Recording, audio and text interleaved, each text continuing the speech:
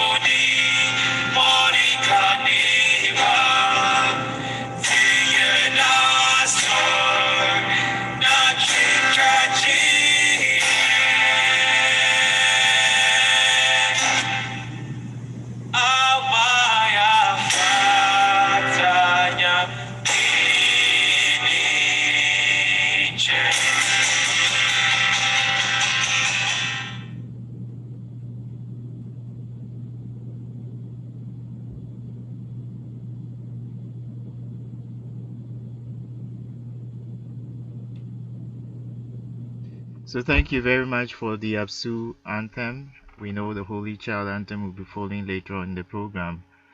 Without saying much, I want to hand over to our capable Dr. Greta Brown to take us through to the next stage of the program. Thank you.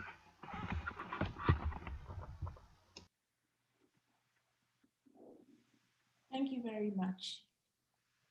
It's my distinct pleasure to introduce our moderator for today, Dr. Jacqueline Usu Mckenzie. Jackie is a proud Hobson of the class of 1986.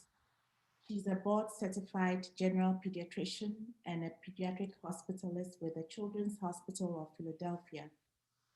Jackie completed Harvard Medical School and did her residency at Boston Children's Hospital and Boston Medical Center. She then followed with an academic general pediatrics fellowship at the Children's Hospital of Philadelphia.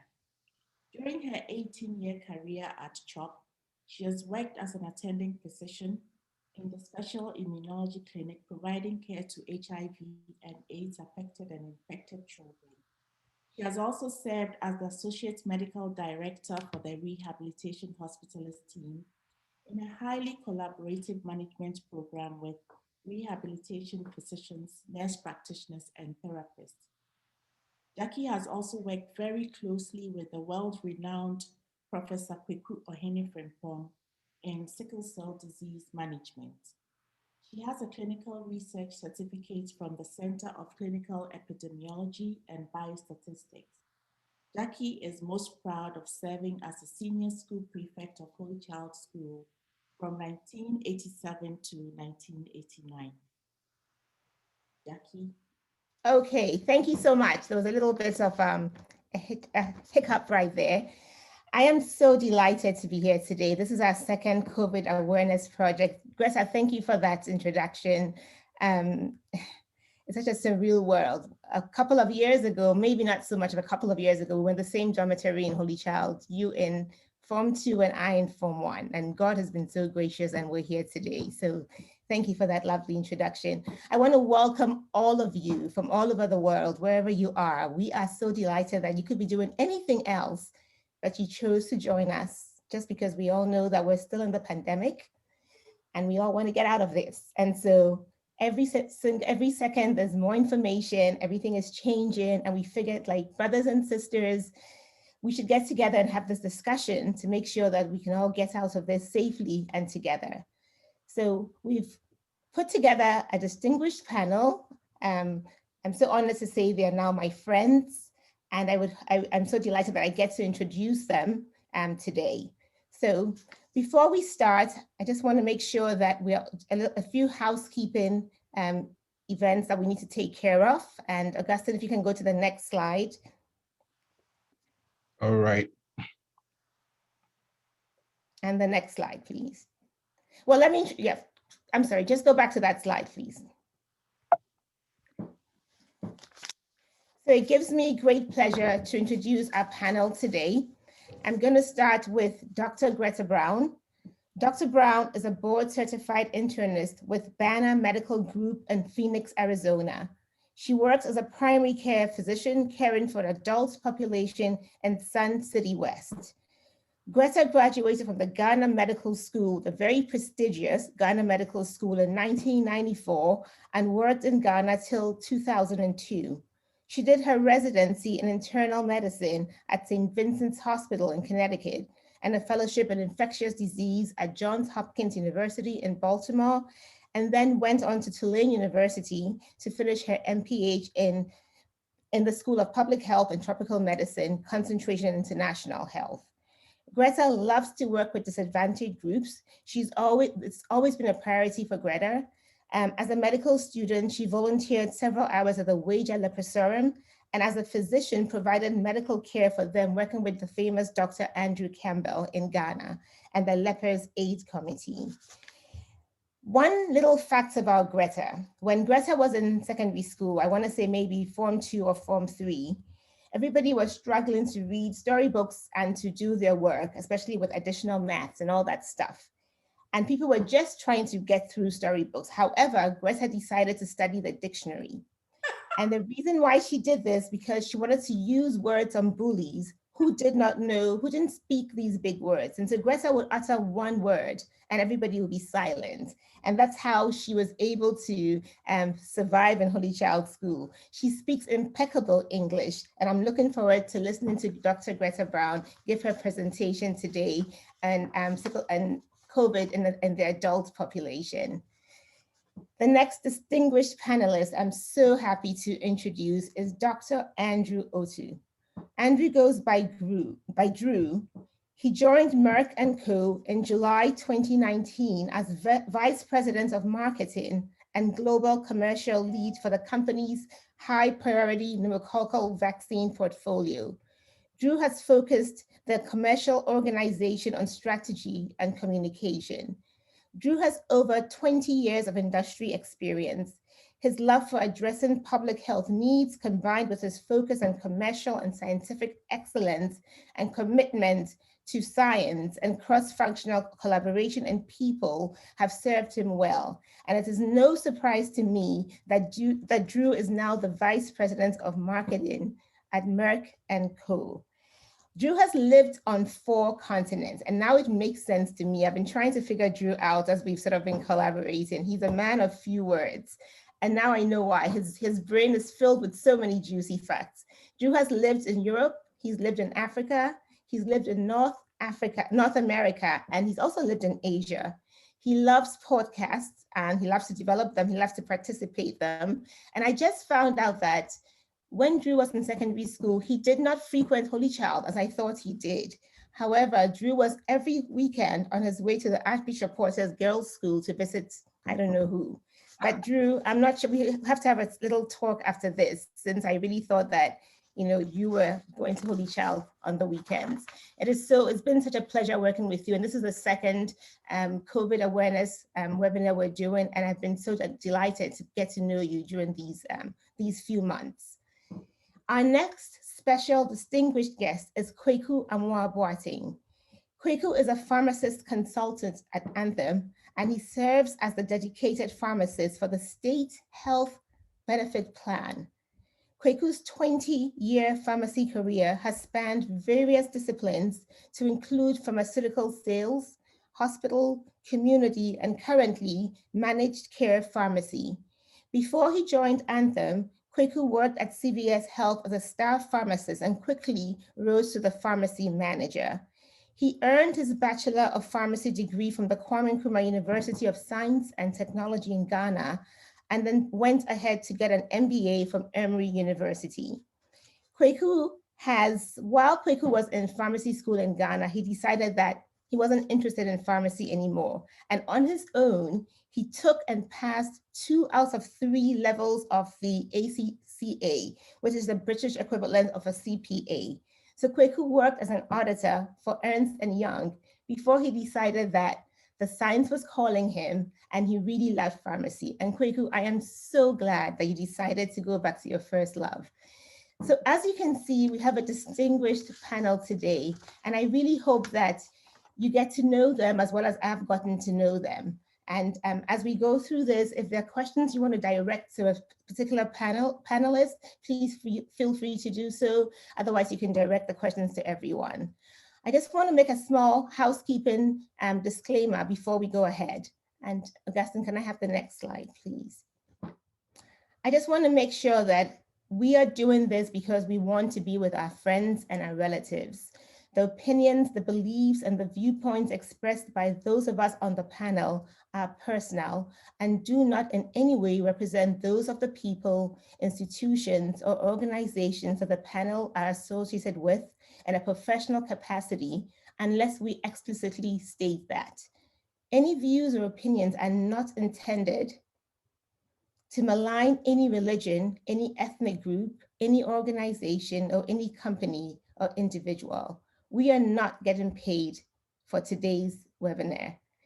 As you all know, the data on vaccines and COVID-19 continues to evolve daily. We were up at 4 this morning, some of us texting each other just because we had to change some of our slides because the CDC kept on tricking us and putting out new information. So bear with us, the data is changing. We're all trying to figure this out. So if we say something that is not current, please know that we try the best that we could to be pretty current on this.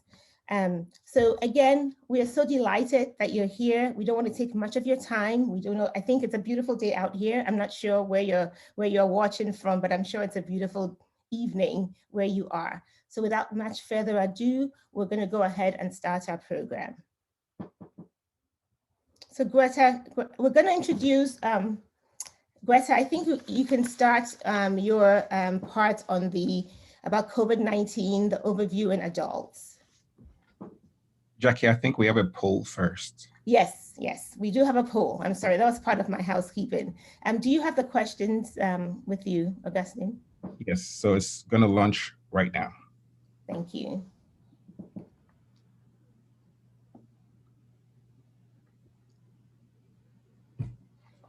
So there are 2 questions in the poll.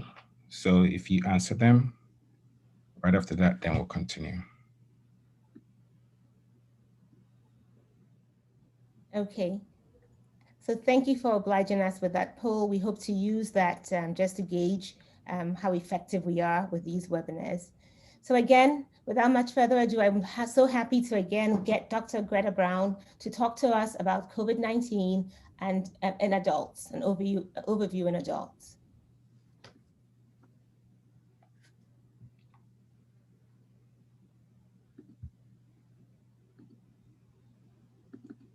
While we're waiting for Greta's slides to come up here, if you don't mind entering where you're listening from, that's another lovely piece of a tidbit that we'd like to learn something about the audience that we're speaking to. So if you don't mind putting in the chat where you're listening from, that would be great.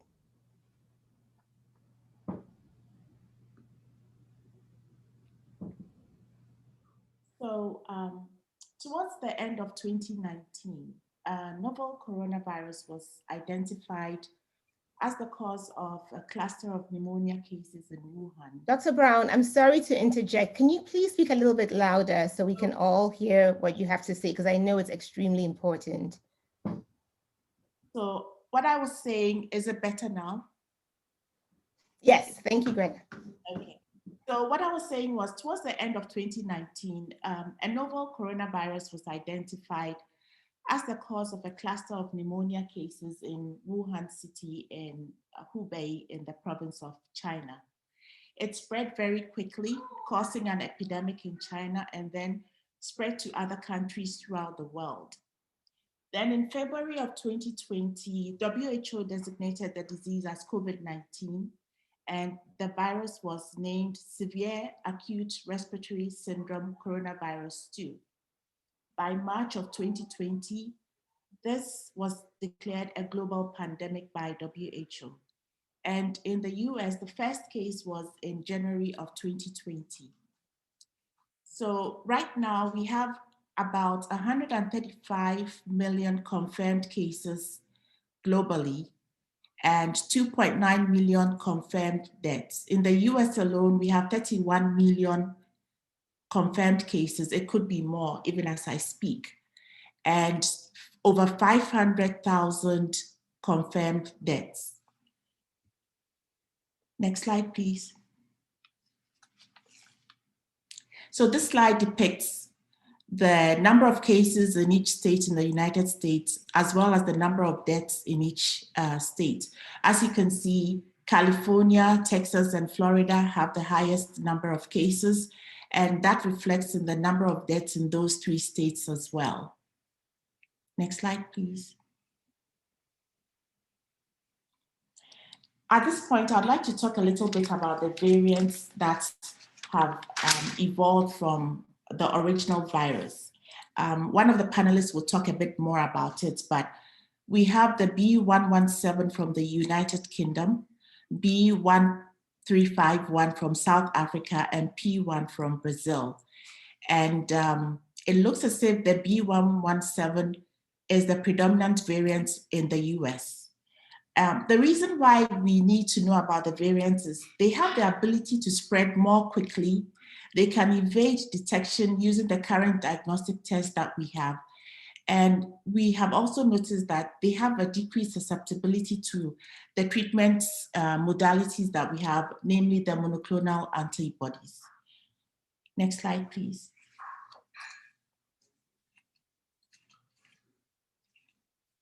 So how is coronavirus transmitted? It's a person-to-person transmission through respiratory secretions. And we know that it's able to transmit when you're in close proximity. And that's why they recommend 6 feet distancing for social distancing. We also know that when you cough, you sneeze, you laugh, or even talk, you can infect another person if the virus is inhaled. Also, touching contaminated surfaces that contain the virus can be a mode of transmission. you touch a surface that is contaminated, and then you touch your face, you touch your eyes or your nose, you can get the virus, and it can spread that way. We also know that even though respiratory secretions are the main form of transmission, the virus has been detected in other specimens like stool, blood, tears, semen. It's very important, therefore, to wash your hands anytime you go out and come home. Next slide, please. Clinical presentation. So we have asymptomatic and symptomatic clinical presentations. Asymptomatic just means that you have the virus, but you're not exhibiting any of the known symptoms of COVID-19. When you're symptomatic, you will have the virus and still exhibit some symptoms. Next slide, please. This slide depicts the different disease severity as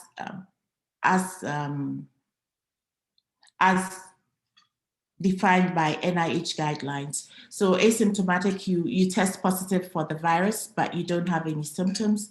Mild illness is you can have a fever, a cough, sore throat, headaches, nausea, vomiting. You can lose your sense of taste or smell, but you won't have any shortness of breath or any dyspnea. If we do a chest x-ray, we probably won't see anything. With the moderate illness, you will have some clinical evidence of the disease, and usually you would have bilateral infiltrates on chest x-ray.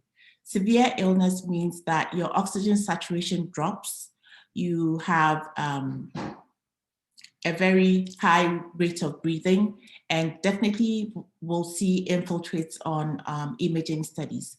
Critical illness means you have respiratory failure. Usually you need to be in the ICU. You may end up on the ventilator. You will develop septic shock. You can have multi-organ system dysfunction. Next slide, please. Again, these are some of the symptoms that you can present with. Majority of cases present with a cough. You can have a fever, muscle aches, headaches, dyspnea, sore throats, nausea, vomiting, and a few will present with loss of smell or taste, abdominal pain, and rhinorrhea, which is runny nose. Next slide, please. And this slide also shows that COVID-19 can affect every organ system. Neurologically, you can have a headache. Respiratory-wise, you can have a cough, sore throat, shortness of breath, difficulty breathing. It can affect the musculoskeletal system. You have fatigue, muscle ache. GI system, you have nausea, vomiting, diarrhea. It can affect the kidneys. People present with acute kidney failure, sometimes ending up with end-stage renal disease and having to be on dialysis. Go to the next slide, please. This is the pathology of somebody who died from COVID. This is the lungs. It shows destruction of the alveoli. And you can understand why a few COVID patients have had to have lung transplants. Next slide, please. So the acute cause and complications of COVID. You can have respiratory failure. It can manifest as acute respiratory distress syndrome, which is one of the major complications of COVID-19. Most patients will end up on respirators. They have to be ventilated mechanically. Some also will need ECMO to provide basic support, cardiac and respiratory. You can also have cardiac complications where the heart muscle is injured.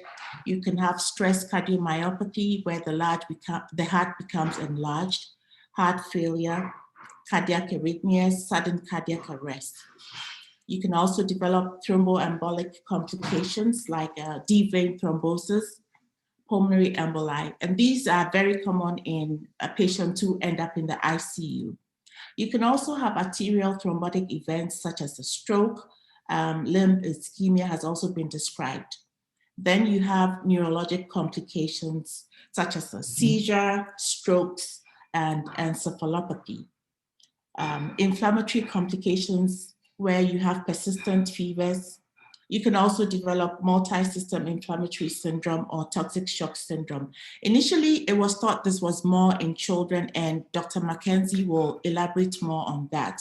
But we have a few adults who also develop this complication. Next slide, please. Now, after you've been sick with COVID for a while and you think you are over the worst, you can develop post-COVID-19 syndrome.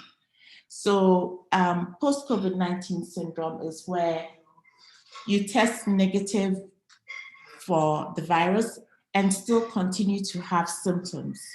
Now, acute COVID-19, you can have symptoms up to 4 weeks from the onset. Then you have what we call ongoing symptom COVID-19, where you still have symptoms anywhere from 4 to 12 weeks. Then we have post-COVID-19, where past 12 weeks, you're still exhibiting symptoms like fatigue, shortness of breath, chest pain, cough, headaches, diarrhea. And one of the most debilitating symptoms is cognitive symptoms. People describe it as brain fog, where you are unable to focus, you have very poor concentration, you're very forgetful, you have headaches, and some people say they are spaced out. It can be so debilitating. People are not able to go back to work because of this. People have committed suicide due to post-COVID syndrome. If you remember, not too long ago, the CEO of Texas Roadhouse, he had persistent ringing in his ears, and there was nothing that could be done to stop it. And it got so frustrating for him that he committed suicide. So this is where physical stresses turn into psychological ones. People develop severe depression and anxiety, and it can have very long-lasting effects on the patient and their extended family, to the point where some patients have decided that it's better not to be alive than to go through these symptoms. Next slide, please. So there's this study that was published in January of 2021 in the Lancet journal. They followed 1,733 patients 6 months after hospitalization and found that 63% of them still complained of fatigue or muscle weakness. 9% had palpitations or joint pain, 6% had dizziness, and another 2% had persistent headaches.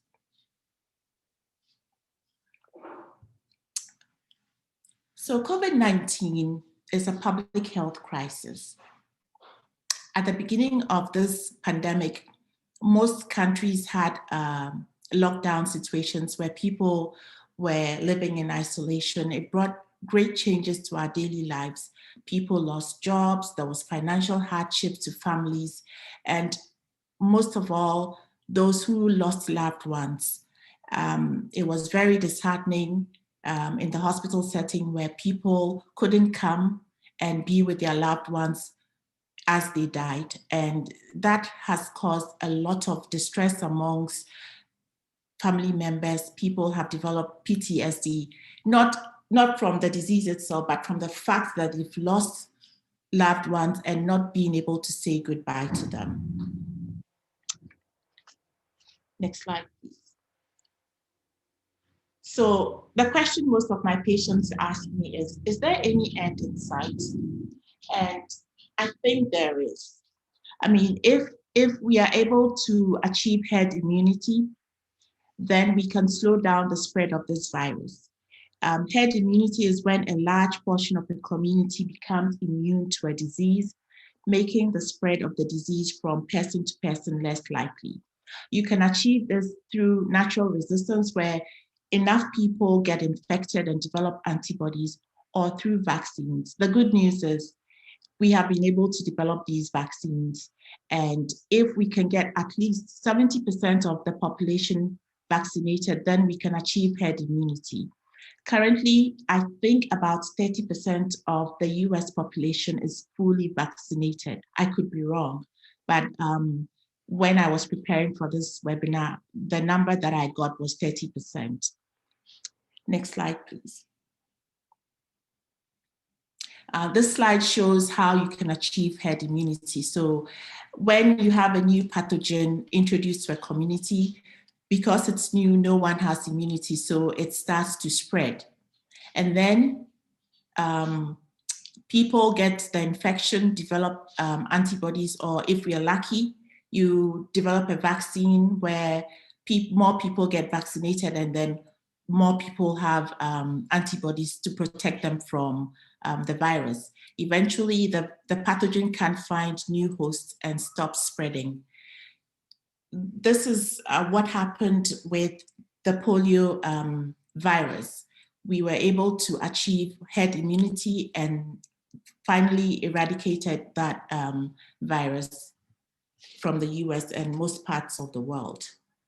Next slide, please.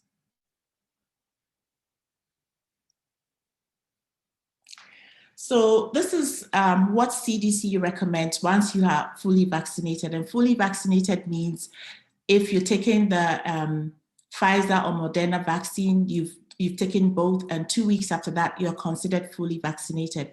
If it's the Johnson & Johnson vaccine, after 2 weeks, you are considered fully vaccinated. So once you're fully vaccinated, these are the things you can do. You can visit somebody in their home. If that person is also fully vaccinated, you don't need to wear a mask. You can go to somebody's house where everybody in that household is, even if they are not vaccinated and they are not at risk for severe illness, you don't need to wear a mask. Thankfully, you can travel domestically without a pre or post-travel test. You can also travel domestically without quarantining after travel. If you need to travel internationally, you can do so without a pre-travel test, but you need to know what the requirements are at the destination country.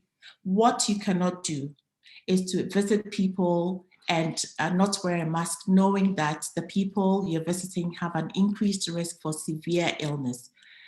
Whether you're vaccinated or not, the CDC does not recommend that you attend medium or large gatherings. Next slide, please. So we know a lot about COVID-19, but we're still learning. What we know for facts is the vaccines are very highly protective against severe disease. And we also know that once you are fully vaccinated, you have enough protective immunity against the variants. So overall, this is good news. What you should keep doing is continue to wear your mask, continue to observe social distancing, avoid crowds, and wash your hands. Hopefully, by the end of this webinar, you will be better informed if you haven't taken the vaccine to do so. And for those who have, we hope that you will be able to convince those within your social circles who are hesitant or don't want to take the vaccine. And so with that, I'll hand over to Dr. Usu Mckenzie.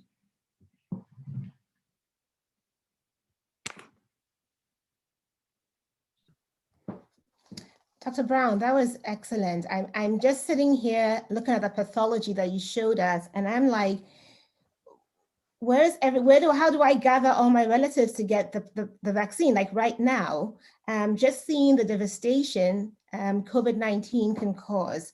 The serious illness that results from this vaccine is pretty impressive. And I was thinking, you give us some hope with the numbers that you showed about the fact that if we all get vaccinated or we have some natural immunity, that we should all be in this together, and that sort of there's a light somewhere at the end of the tunnel. So I think as we're going through this webinar, I know that people are thinking, you know, can getting vaccinated prevent you from getting sick completely? Will COVID-19 cause you to test positive on other COVID-19 tests?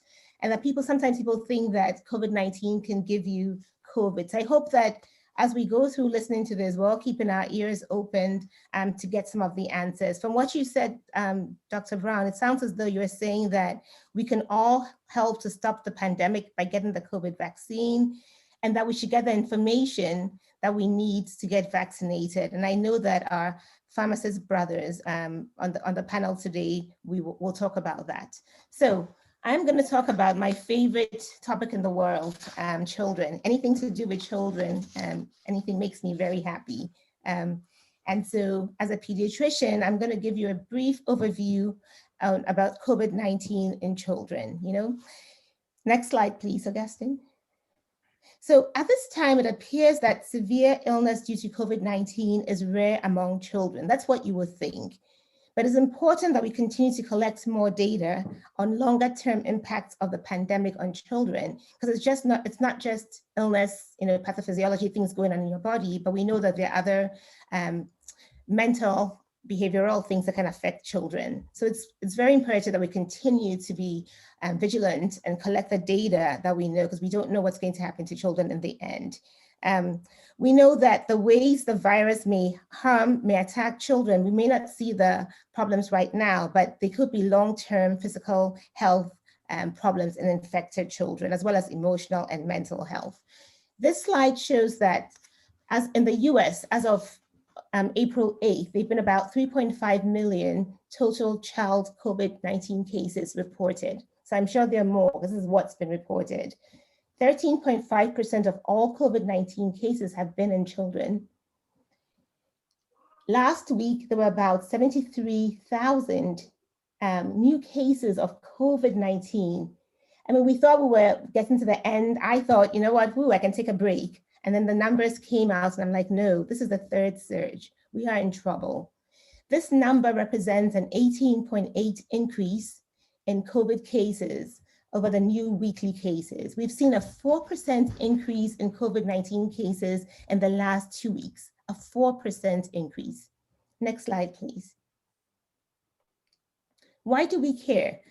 The symptoms that happen in adults, similar things happen in children. And we know that signs of COVID, when we should suspect whether a child has COVID-19, is if they suddenly develop a cough, they're having shortness of breath, and then the two things that we all know by now that you should always think of COVID-19 if you lose your sense of smell or your sense of taste. So any one of these symptoms plus any two of the other ones I'm going to talk about. And those are pretty, as a pediatrician, I see this all the time. So it's pretty hard to determine, who has COVID and who doesn't. But at least if you know that this onset of cough and shortness of breath was pretty sudden, and then you have this loss of smell, you sort of have to start thinking about COVID-19. So fever, chills, muscle pain, sore throat, nausea, vomiting, headache, body chills, fatigue, diarrhea, and rhinorrhea, as Greta spoke about in her slides. Next slide, please. What I want to talk about is the lasting health impacts of COVID-19 on children. So maybe children don't get that sick, right? But we do know that there's something called multi-system inflammatory syndrome in children. I'm going to refer to that as MIS-C from now. And I'm going to go into a little bit of detail about that because this is what's scaring us. And as one of my colleagues at CHOP, the Children's Hospital of Philadelphia, said last week, he said, this is lethal. And that was pretty scary, hearing this from an infectious disease specialist. We also have seen myalgic encephalitis, chronic fatigue syndrome in kids. And then we've seen some rheumatological changes and neuropsychiatric problems in children. Next slide, please. So I'm going to talk about MIS-C first, the multi-inflammatory syndrome in children. This was kind of a new illness. In March and April of last year, we noticed this syndrome. It's rare, but it's very serious. And we noticed that it was associated with COVID-19. It occurs in some children and adolescents after a COVID-19 illness and after they've been exposed to somebody with COVID-19. So far, we've counted about 2,617 cases as of March 1st, and we've had about 33 total deaths. So kids do die of complications of COVID-19. Next slide, please. So what is this illness? We noticed that individuals under the age of 21 were presented with fevers, persistent fevers, prolonged fevers, that made us test them because these were not just simple fevers that we were seeing.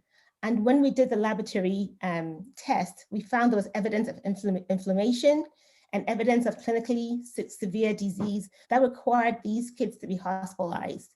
Most of the time, these kids were in the PICU when we first saw them. There was involvement of greater than 2 organ systems, and there could be cardiac, renal, respiratory, hematologic, GI, dermatology, or neurology.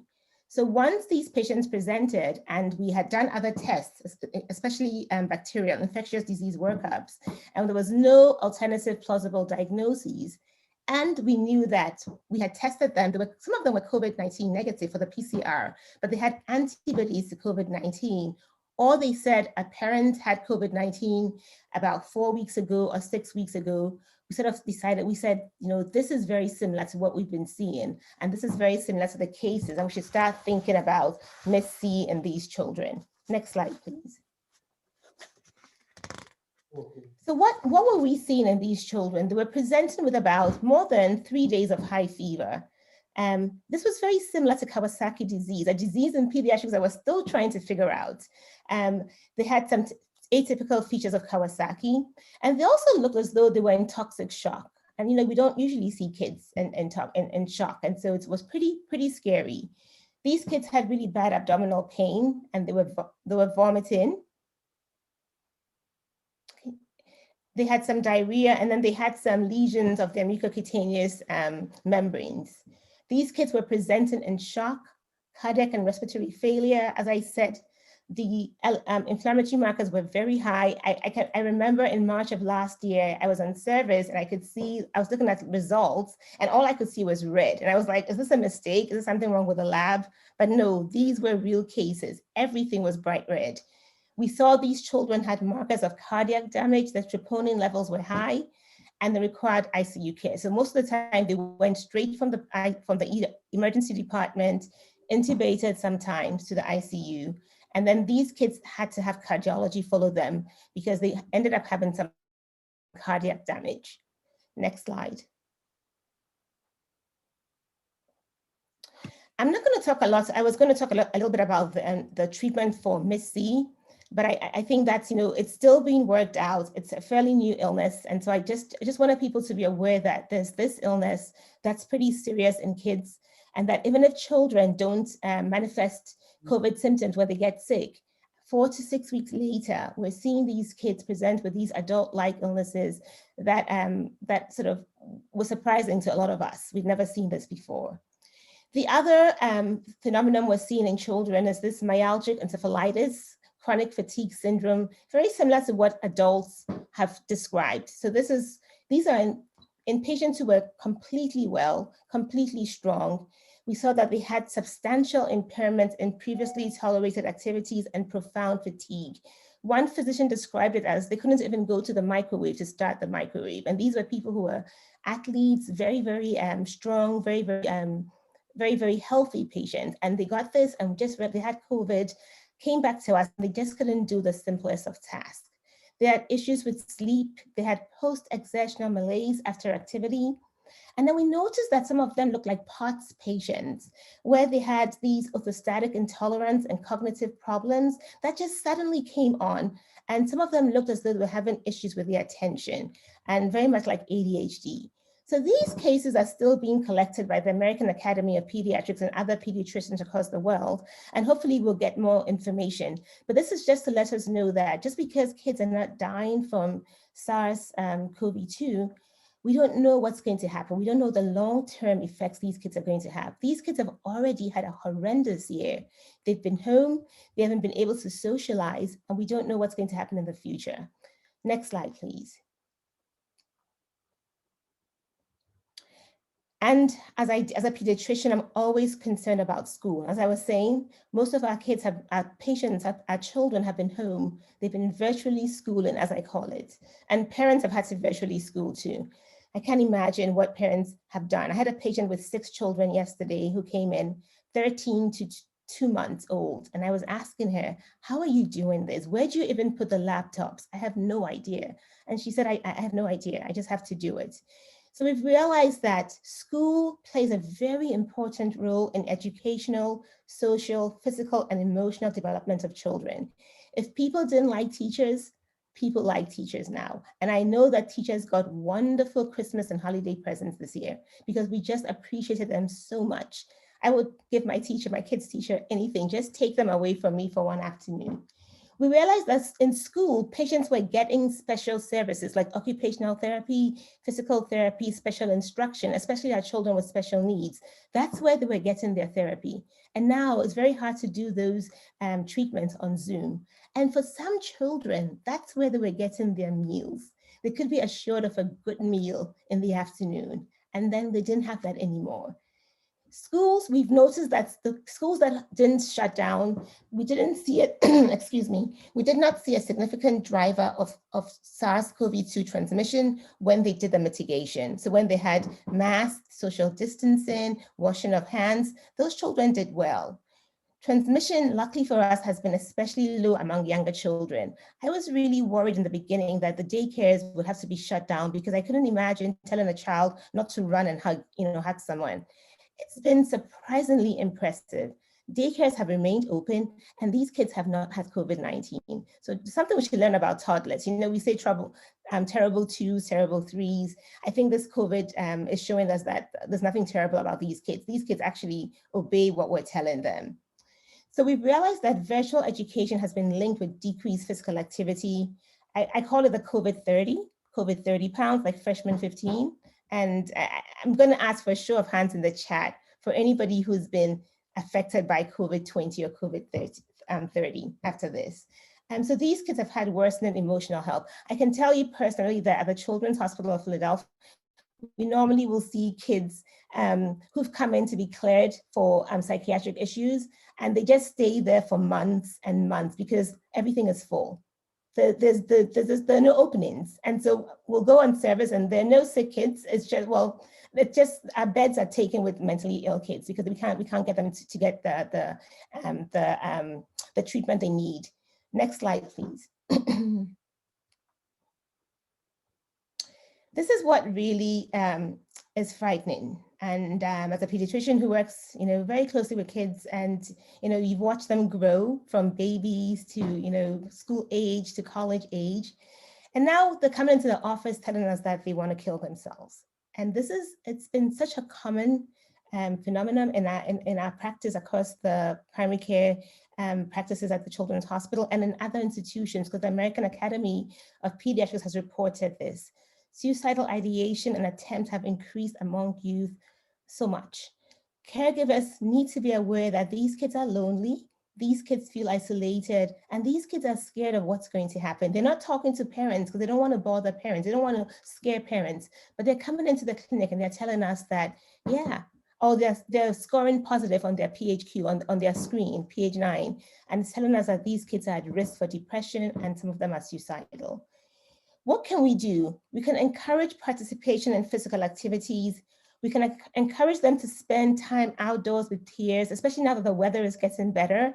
However, we have to practice safety measures. We've had reports of the wrestling team, the hockey team in schools coming down with COVID because they're so close together, or they're eating together, or they're carpooling. And those things, they have their mask off, and we've seen the incidence of COVID-19 rise in those kids. We know that, think about Sweet 16, right? It was a big thing in children, the prom. These kids missed all of this. And so they haven't been able to socialize with their peers, and this has caused behavioral changes in them, increased suicidal ideation. We need to help them improve physical and mental health. And so the Academy of Pediatrics is calling pediatricians to identify these kids who need these problems and then setting them up with psychologists. And so we're focusing a lot on behavioral health in our patients these days. Next slide. So, for me, this is a no-brainer. I'm so passionate about this. I've been vaccinating kids for more than 20 years. I've been a pediatrician that long. Why do I do it? Why are we still vaccinating kids? We've been doing it for years. Kids still get sick, even with all the wonderful vaccines that we have. Children will get sick. 2 million children in the US have been affected with SARS-CoV-19, and we've lost about 172. In my opinion, one child is too many. That's a family that doesn't have a child. And so one child is too many. We know that every year about 150 children die from influenza in the US. So influenza is still a problem. People are still dying from not being vaccinated. We know that before we had vaccines, there were about 100 children who died from varicella every year, and then 500 for measles. And I can remember when the varicella vaccine was coming out and people were debating, why are we wasting money producing a VZV vaccine when people don't usually die from it? But then there was the cost benefit analysis that was done. And this was in, I want to say the late 90s, showed that even if people are not dying that much, we have people staying at home. There's a lot of just lost man hours in the community. And so the vaccine came out. And I have to actually find a picture for my students, my residents, to look at chickenpox. They haven't seen chickenpox. So we know that vaccines do work. And then of course, we know that this unusual multi-system inflammatory disease is just, as Paul Offit said, Paul Offit is a very renowned virologist. He's at the Children's Hospital of Philadelphia. He actually was the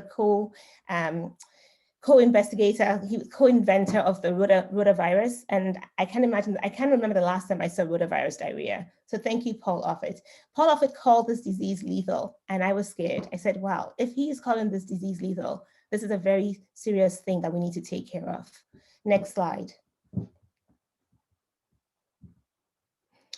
And then Vivek Murtha, a new US Surgeon General, who was at one point the youngest. He was 39 when he was the Surgeon General in the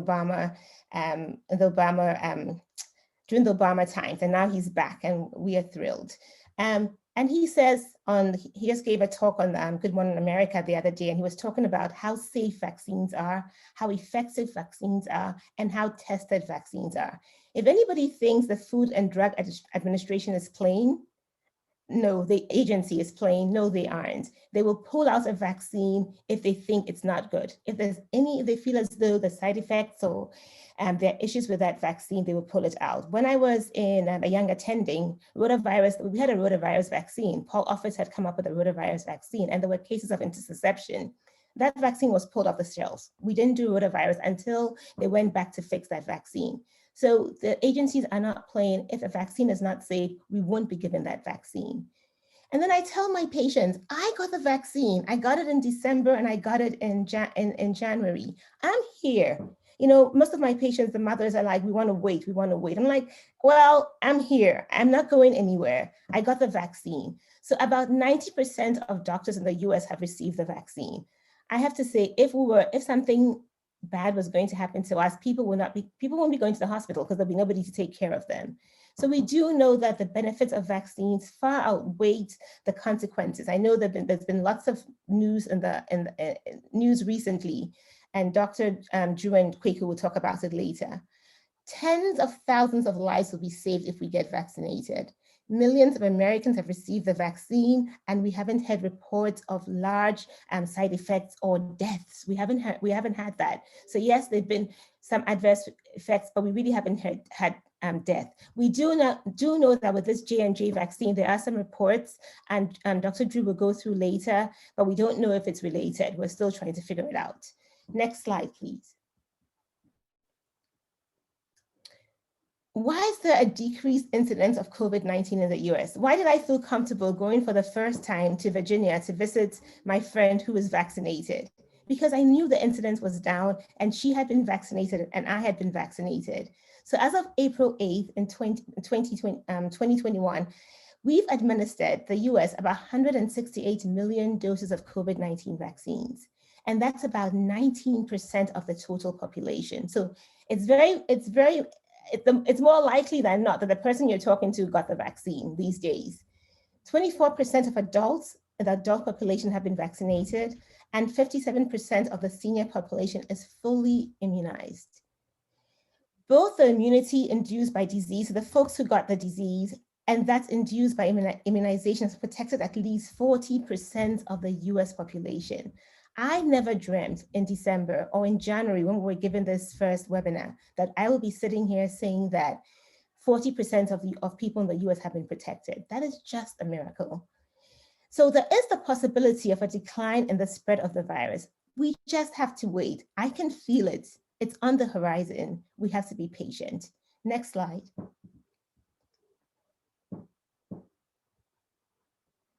Unfortunately, I hate to always address this issue, but I live in the US and this is a reality.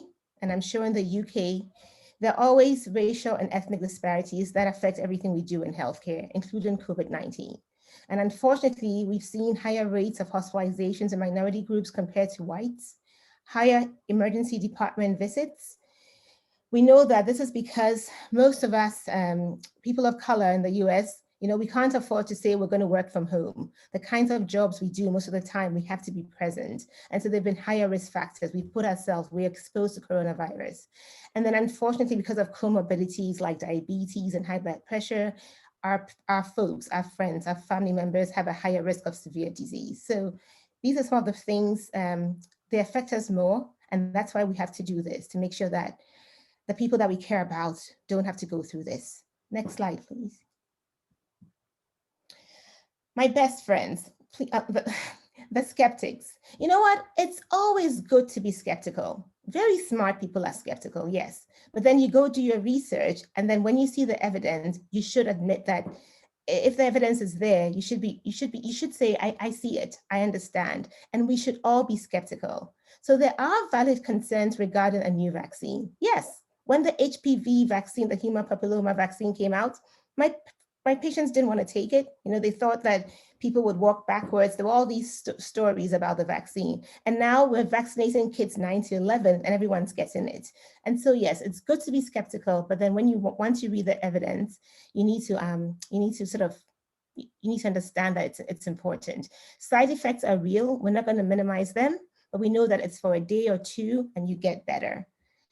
I remember before November, I wasn't going to get the vaccine. I just thought it was strange. I would watch these press briefs and people would be talking about bleach and, it was just scary. I was like, I'm not doing this if the people standing there are talking about this chloroquine, this weird stuff, and I wasn't going to get it.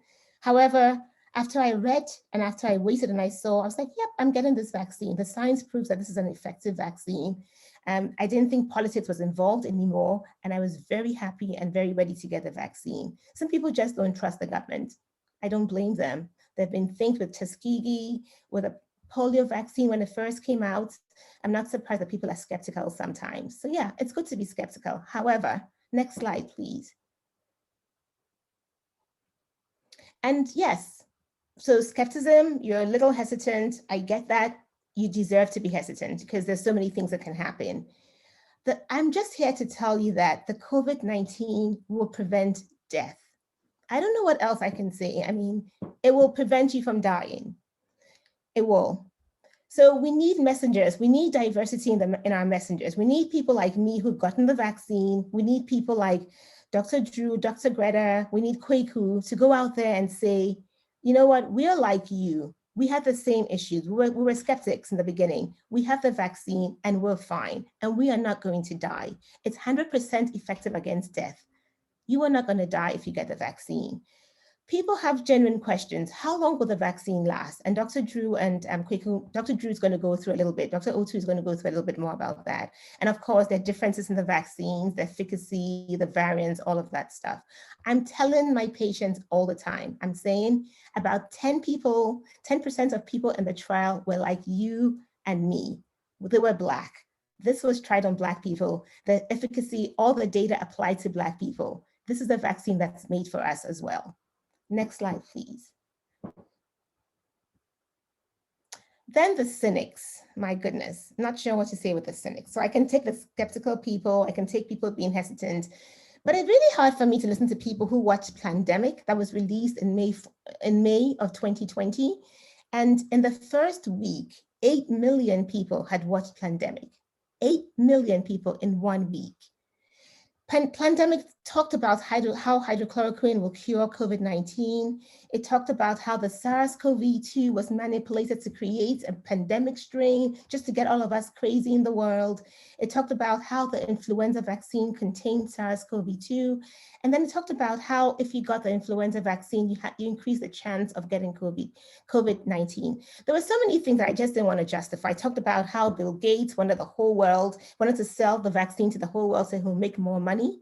Bill Gates is giving all his money away. I'm not sure why Bill Gates would want to sell vaccines to make money. So there were so many things and people watched them. And so we're fighting against these cynics. We're fighting against movies like Pandemic. So it is tough, but we're here. We're not going anywhere. Those of us who are doing this work, we're going to be as strong as the people who are talking about all these conspiracy theories. Next slide, please. So what can we do? What can all of us do? There are about 72 people on the chat who've logged on, and I'm sure there are other people watching as families, I hope so. We need to make COVID-19 vaccination available and accessible. We, the people, who are working in these organizations. I have family members who are trying hard to get the vaccine, and it took them 3 months. You log on and you can't even get through the website. It was frustrating. We can't do that. We need to be better. We need to provide community leaders with health resources to share to the community. This includes pastors, imams, anybody that the community trusts. We need to talk to them. We need to talk to organizations that are doing work in the community to talk to the people. We need to provide telemedicine options so that people who have mild COVID-19 won't have to come to the clinic and infect other people.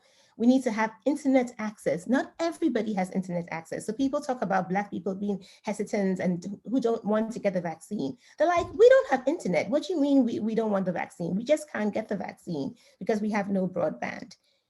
We need to be aware and respectful of various cultures. I had 4 mothers on Thursday tell me, Dr. Usu, you took 5 minutes to explain to me and I'm going to get the vaccine. It's just reassuring hearing it from you.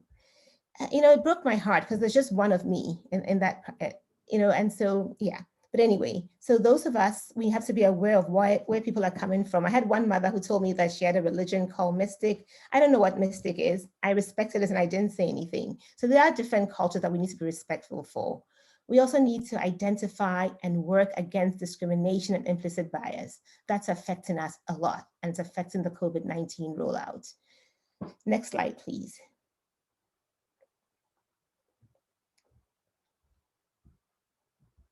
So as you can tell, there's a lot to say, and I'm going to hand over to my esteemed colleagues in pharmacy who will break all of this down to the nitty-gritty and make us more comfortable so that when the vaccine, so that most of our questions can be answered. Thank you for giving me the opportunity to share COVID-19 in children, my love for children, and my passion about making sure that we don't die from this pandemic, from this virus. Thank you. I'm going to pass on to Dr. Odu. Dr. Odu. All right, at this time, we'll have a short musical interlude. So you can stretch your legs, and get your heart pumping while we do that. And then we'll continue with that after the interlude. All right. You guys hear my sound?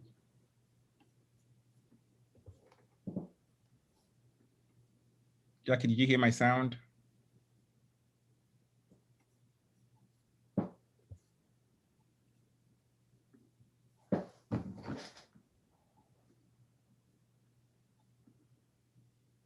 Drew, did you hear my sound? Yes, I can hear, and I think you can hear me now. I'm just waiting for my slides. Okay, fantastic. Thank you. Can you see and hear me okay?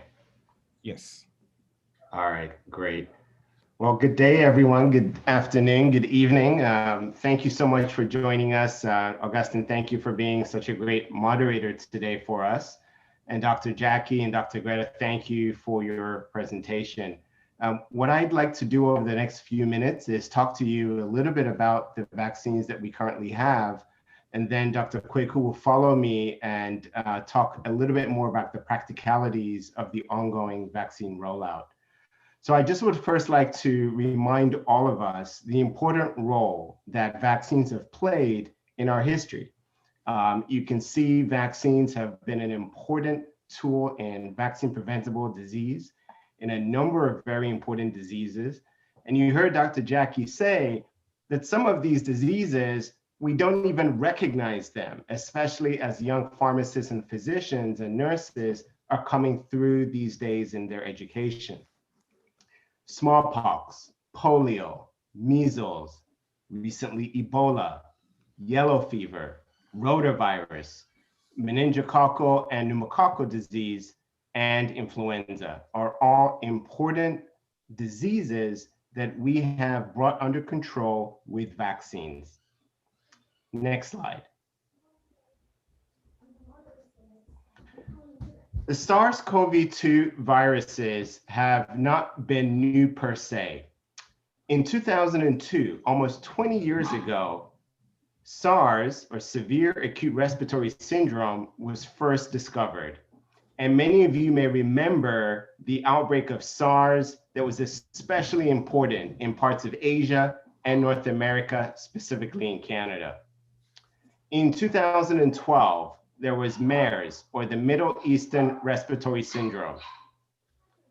We then have COVID-19, and then most recently, in 2020, in 2019, COVID-19, and perhaps in the future, SARS-CoV-related viruses will continue to have a big impact in the world.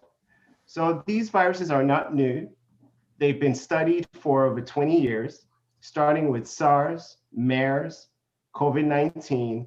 And you can see in the middle of this chart, we believe that they have derived from bats and have then moved on the food chain into other secondary hosts, civet cats in the case of SARS, camels in the case of Middle Eastern Respiratory Syndrome, and COVID-19 suggests potentially the pangolin, which is a rare animal found in parts of Asia, and in this case, specifically in China. Next slide. So what I'd like to do is talk to you about the different classes and the different types of vaccines that have been developed so far for SARS-CoV-2. So I'll start on the left of this page. The first group of vaccines are in the A category, what I would call the inactivated vaccines. Next to each of the class of vaccines, I'll also talk about the companies or the sponsors that are developing vaccines in this specific mechanism. So we have the inactivated vaccines. Then we have the sponsors, Sinopharm and Sinovac. Those are two companies in China. And then Bharat Biotech in India. And they're working on the inactivated vaccine. So they've taken the virus, they've found a way to chemically inactivate it, have put it into a vaccine system, and that is what is being used to generate antibodies after people receive the vaccine. The second group of vaccines are the recombinant protein vaccines. So this is where you are chemically recreating parts of the virus. That's why it's called recombinant. Recombinant means to create chemically. And the sponsor that's currently doing that vaccine is a company based in the US called Novavax. Those vaccine studies are still underway. The next category of vaccines on the right side are the viral vector vaccines. These are the vaccines specifically that are using another virus to carry a part of the SARS-CoV-2 virus and use that to vaccinate and cause an immune response. So specifically, they're taking the spike protein, they're putting it into a benign virus, a virus that does not cause disease. In this case, it's called the adenovirus. And J&J and AstraZeneca and the Russian vaccine, the Sputnik vaccine, are using this approach. And I'll talk a little bit more about recent news emerging related to the viral vector vaccines. The current RNA vaccines is the next category, RNA, ribonucleic acid, or DNA. And the current sponsors using this vaccine platforms are the Pfizer-BioNTech and the Moderna vaccines. Those are the 2-dose vaccines.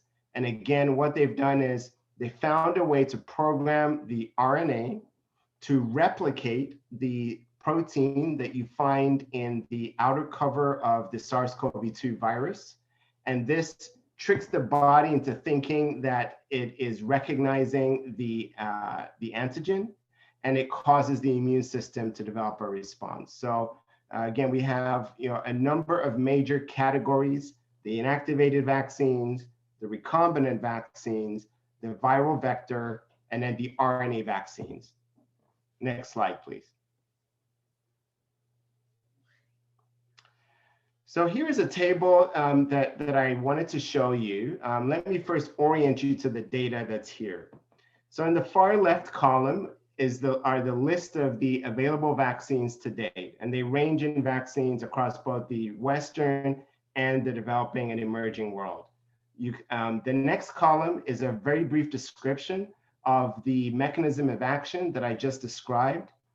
We have a column that shows the number of doses that are required for each of these vaccines. We have a column that outlines how these vaccines are stored, what type of storage conditions. And then the status is the last column, which talks a little bit about the regulatory status, whether they've been fully approved by the regulatory authorities, or in some cases have received emergency use, and which parts of the world that has occurred. As Dr. Jackie said, this information continues to evolve, but I'd like to highlight a few items. So the Pfizer-BioNTech vaccines and the Moderna vaccines are, again, the mRNA vaccines. Both require 2 doses. The Pfizer-BioNTech has been introduced requiring freezer transportation and storage, but studies are underway to be able to demonstrate that it is stable for a period of time in typical refrigeration conditions, making it a lot easier to be able to transport.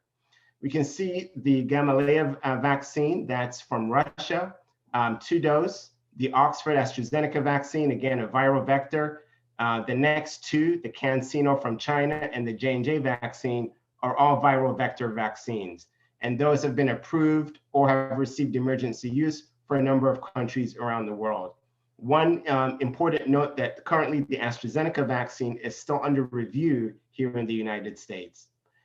There are some protein vaccines, again, from Novavax and the Vector Institute, also from Russia and the US. And then China has 3 vaccines with more coming. Right now, they are all inactivated vaccines. And then last but not least, we have Bharat Biotech from India that has also an inactivated vaccine. Next slide, please. So I wanted to show some data that I pulled a couple of weeks ago. And while the data is evolving, it is still relevant, and we'll walk through that. So on this page on the left side, this is a chart that I was able to generate, and all of this information is available for you. So please take note of the website URL. This is from the website ourworldindata.org. And what Our World in Data does is consolidate data coming from many countries and allows all of us to be able to analyze this information. The chart on the left shows the number of doses that have been administered to populations around the world. And what has been very concerning, and I'm sure concerning for all of you, and you heard Dr. Jackie talk about the social determinants of health, specifically the racial challenges and the disparities in access to vaccines. And you can see, and it's really heartbreaking, in fact, to see that much of Africa, no surprise, Ghana, is still gray. We need to get many more people vaccinated. We need to get vaccines in many parts of Africa, including in Ghana. And this is something that we need to continue to work on and really advocate for ourselves with health authorities and other decision makers. But again, I'm really sorry to see that the gray area in much of Africa depicting the very small populations that have received the vaccine. On the right side is a chart showing the percentage of the population in various countries that have received vaccines. When I took this data towards the end of March. It's April 17th. In Israel, they vaccinated more than 55% of the population. The United States here at the time is 16%. But in the US, over the last 17 days, they have been vaccinating 4 million people a day. That's 68 million people just over 2 weeks. So if we do the quick math, that's about 20% using 350 million as a denominator. You add that to the 16%, that's 36%. And that aligns more or less to the 40% of the US population data that Dr. Jackie just shared. So progress is being made in different countries at different rates. And I really just urge all of us to do everything we can to advocate for vaccination as much as we can. The next slide, please. So here, I just wanted to show, again, from the same website, Our World in Data, 2 different charts. Again, I took this at the end of March. On the left side, you can see that the Moderna and the Pfizer-BioNTech vaccine are really dominating in the US and many parts of Western Europe. And then I took the same data set, but looked in parts of South America, specifically Chile. And you can see the China Sinovac vaccine really making inroads in that population. So I can imagine that as China, India, and Russia really get their vaccine production up, many of those vaccines will find their way into the emerging and developing world, including much of Africa as well. Next slide. So what I'd like to do now is just spend a few minutes talking about variants and the current clinical studies taking place in children and teenagers. So we've heard a lot about variants. So what are variants?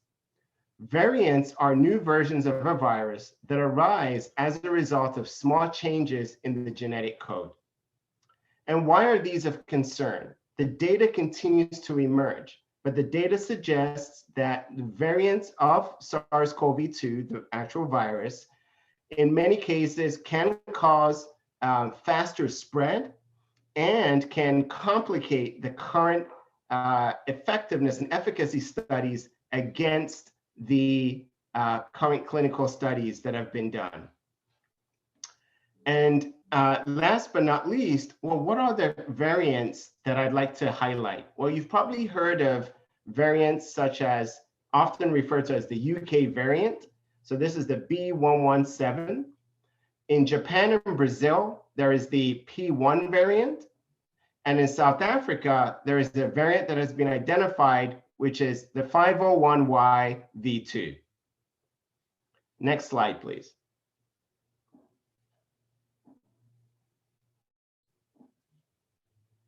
So if I can have the next slide, please. So here in this table, while it's a busy data chart, let me highlight the data here and then give you the main points.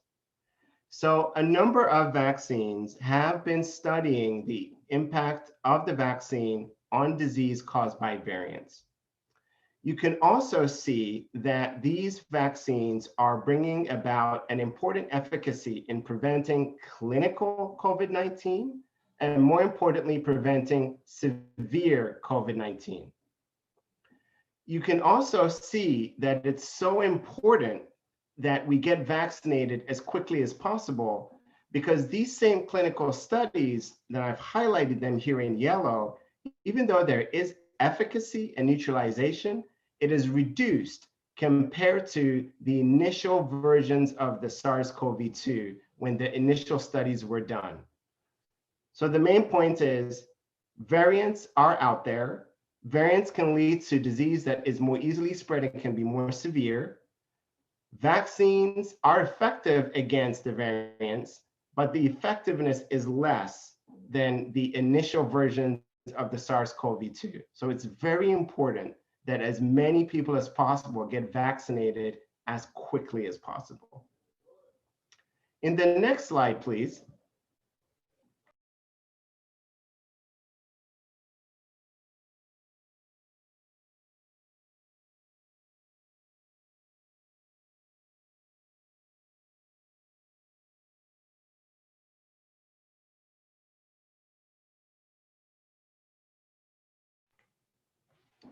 Thank you for unmuting. What I'd like to do is just do a very high-level overview of something that Dr. Jackie mentioned, which is the increasing data that is emerging showing the effectiveness and safety of these vaccines in children and teenagers. So currently there are 3 COVID-19 vaccines that, at least in the US, have been approved or have received emergency use authorization. There are 2 that are in adults 18 plus, Moderna and J&J, and then 16 plus, the Pfizer BioNTech. In this table, what I like to do is show that there is information for each of the companies. The first column is the actual study and the population that we're looking at, the participants, and then the various doses that are being used. So the key takeaway is all 3 of these companies, Moderna, Pfizer, BioNTech, and J&J, are doing studies.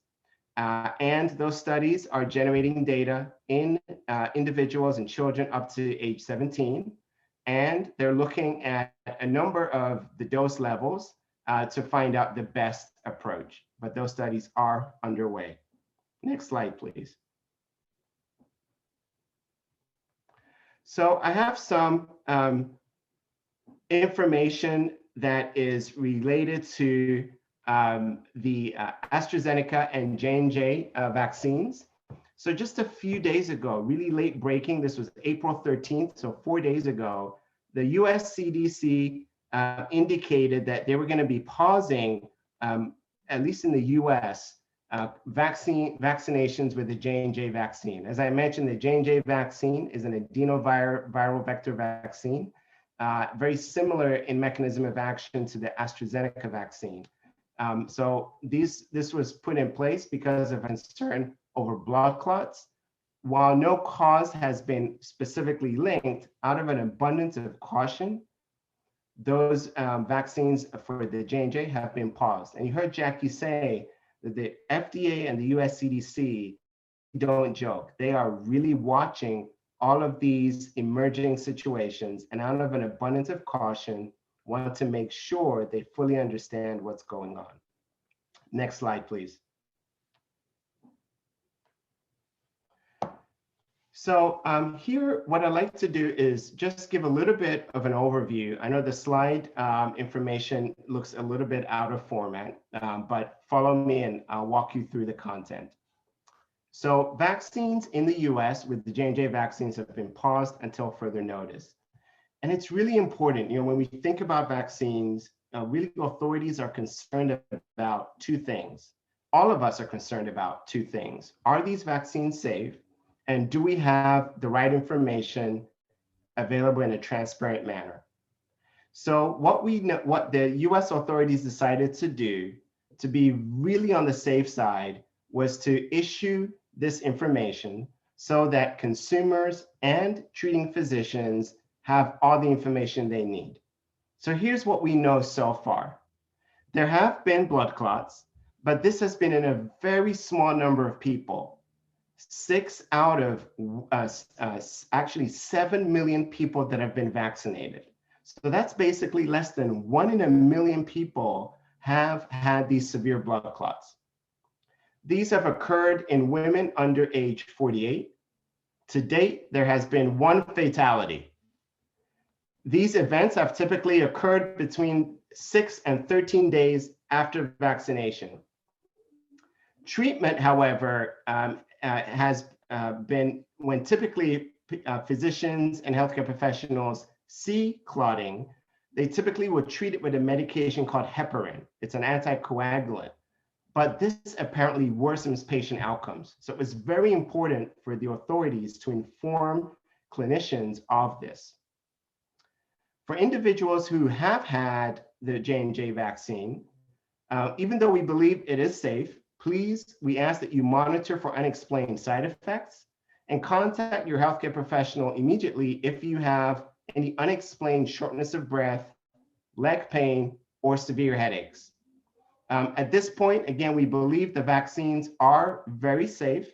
However, in the US, vaccinations with the other vaccines are still continuing, And it's important to note that dying from COVID-19 or having some of the post-COVID-19 long-haul symptoms that Dr. Greta told us about is still higher than the potential risk of a clot in these vaccines.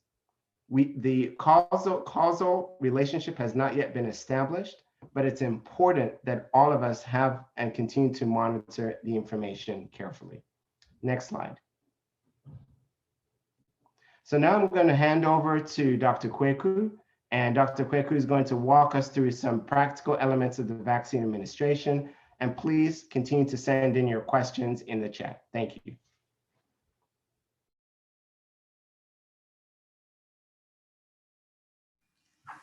Thank you very much, Drew. Thank you for all the other panelists.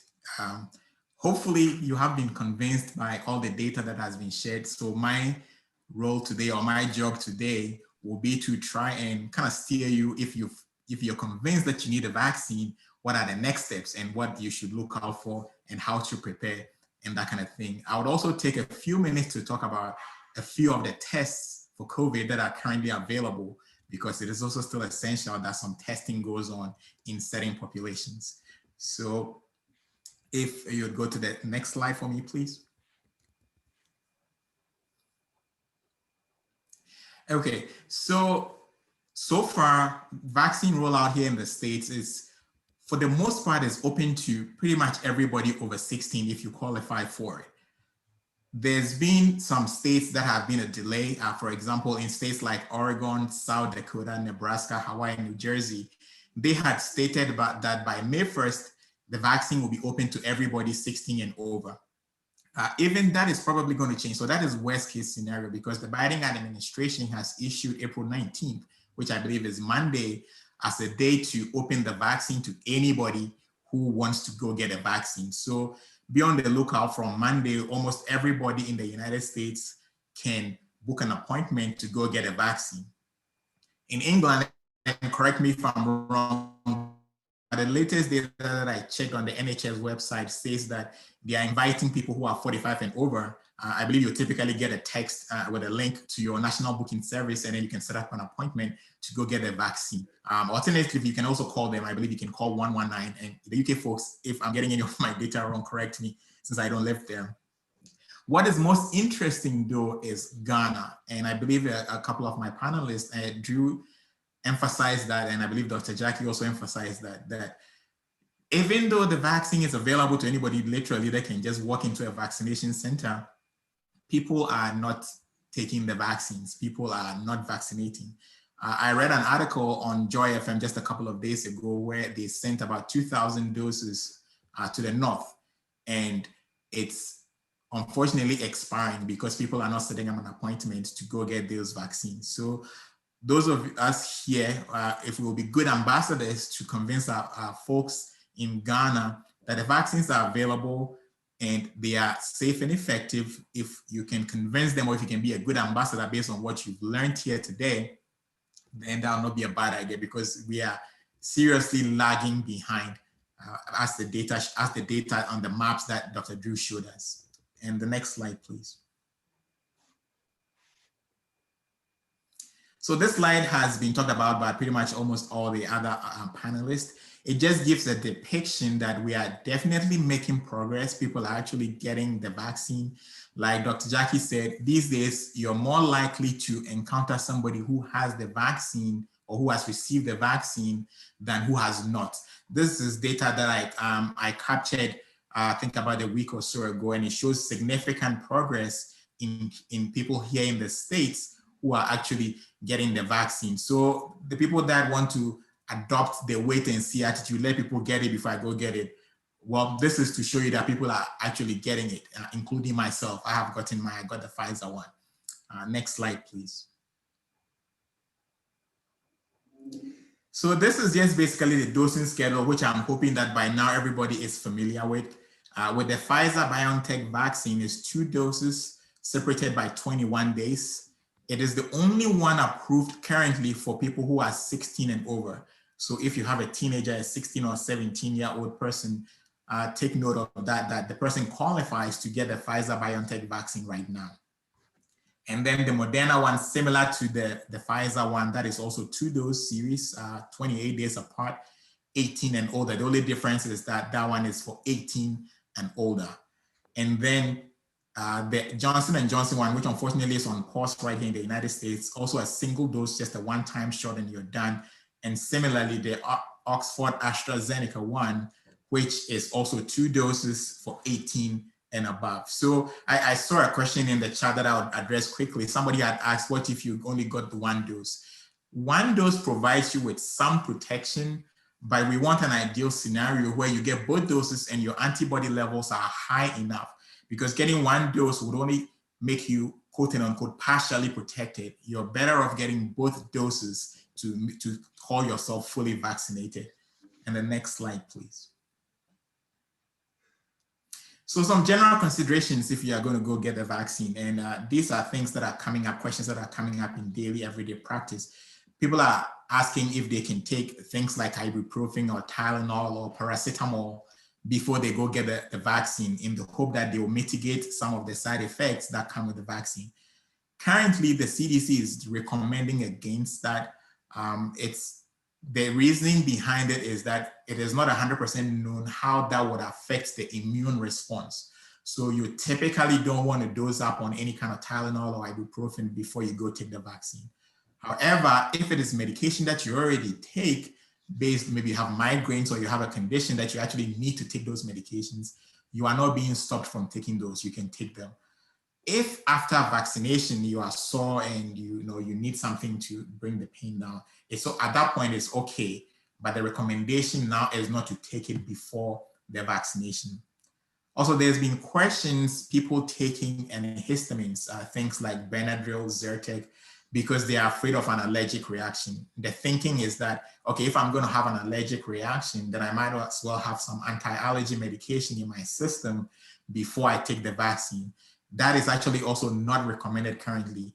Truth of the matter is that the kind of allergic reaction, God forbid, if any is going to happen, will not be mitigated by you taking a Benadryl. So if you have a serious concern, you're allergic to, you've had allergic reactions to vaccine in the past, what I'd actually recommend that you do though is actually have a talk with your doctor and let them draw a specific protocol for you to make sure that everything is okay. But taking a Benadryl or a Zyrtec before the vaccination may not necessarily be a protection for you. Also, if you're going to take any other vaccines like the flu shot, well, thankfully the winter is over, the flu season is over, but generally recommended to separate all other vaccines from the COVID vaccine by 14 days. You want to wait at least 14 days. And a couple of reasons for this. So if there were to be any reaction, God forbid, any kind of side effect, we will rather want to know that it is actually the COVID vaccine causing it. So you think of a scenario where you took a flu shot today, you took a COVID vaccine tomorrow, and you are reacting. I mean, we're not even going to know what is causing the problem. And we also don't even know how your immune response is going to be if you have another vaccine in such close proximity to your COVID vaccine. And I believe Dr. Greta already shared that you are considered fully vaccinated 2 weeks after your second dose, either of the Moderna or the Pfizer, or 2 weeks after the single dose of the Pfizer. So all the activities that she listed that you can do if you're fully vaccinated, they apply to people who have had at least 2 weeks elapsed between their last dose, if it's the second dose or is just the 1 dose of the J&J. So just take note of that and put that into your planning and travel considerations. Next slide, please. So here I'm going to try and talk about some of the tests that are available for COVID currently. So there are 2 main broad categories of tests. There are some we call the diagnostic test and the antibody test. The diagnostic, the name suggests, is to diagnose a disease, to actually say whether you have the disease or not. And the first one, which happens to be the gold standard when it comes to testing these days, is the PCR test. The PCR is what's called the long-form polymerase chain reaction test. And what it does is that it tests for the presence of the actual virus's genetic material or fragments of the virus itself. And it's to date the most reliable way to if somebody actually has active COVID. And that is what is the gold standard. That is what is recommended. The only thing about it is that it's not instantaneous. It's not like some of the other ones that you test, like the antigen test, which I have next on my list. That one tests for bits of proteins of the virus or on the surface of the virus, which we call antigens. And they usually take about 15 to 30 minutes. I believe in the UK, that's what is referred to as the lateral flow test. And those, even though they are quite accurate, they don't compare in terms of accuracy to the PCR test. The antibody test, though, detects the antibodies in response to the COVID virus. So it would typically take about a week or so of somebody being infected before that test would actually give you a positive. So that is why it's not a good indicator of whether somebody has the virus currently or not. So for example, if I was exposed to the vaccine today and I tested tomorrow with the antibody, chances are probably about 99% that I'm going to test negative and thinking that I am negative. Whilst on the other hand, if we had used something like a PCR test, which is more sensitive, then I'll be able to tell that I've actually been exposed to the virus. There are some questions also about what is required when you're traveling. And I'll tackle that on the next slide. If you go to the next slide, please. So there are 2 tests that are currently available for at-home testing. A lot of us have heard that you can test at home, and it may or may not require a prescription if you are in the United States. If you're in the US, the only reason we probably want to get it on a prescription is probably because it will be covered by your insurance at less cost to you. But either way, you can just walk into a pharmacy and buy any of these tests. And there are 2 types of tests that you can do at home. There's one that you just collect the sample. It could be a nasal swab or it could be a throat swab. And what you do is that it has very detailed information how to process it. And it comes with a prepaid express envelope. And you send that envelope to the lab, and they would actually test it. And then you get the result back. You can either you can opt for looking at the results online, or you can opt for something like a text message for them to tell you what the results are. That one, it's more accurate. That one typically is based on the PCR like we discussed. On the other hand, if you just want some quick information, you just want a quick decision, you can go for the at-home test where you test at home and you actually get the results right there. It usually takes about 30 minutes. And there are very detailed instructions what to do. You take the swab, you put it in some kind of a solution. It's based on the principle like the pregnancy test, if anybody has ever taken a pregnancy test. So you take the swab, the sample, you dip it in the liquid rises by capillary action and it mixes with some chemical. If you're positive, it gives a certain color or a certain mark. And if you're negative, you don't get that. With respect to traveling, you want to check which country you're going to, because different countries have different requirements. For the most part, most countries, including Ghana, which I know most people are interested in, would want the PCR test. They would want the PCR test. So take note of that. That is what you require for admission into Ghana. And I'm not 100% sure if they're still doing it, but I know there used to be a mandatory PCR test even at the airport. Some of the Ghana guys can chime in the chat if this is still the situation on the ground. In the US, if you're entering the US, they will take either test. However, it has to be from a lab. So you can definitely use the antigen test if you're entering the US, but it cannot be an at-home antigen test. So you cannot go buy a test over the counter and test and you present your own results. It has to come from a lab. So either way, whether PCR or antigen, it has to be from a recognized laboratory.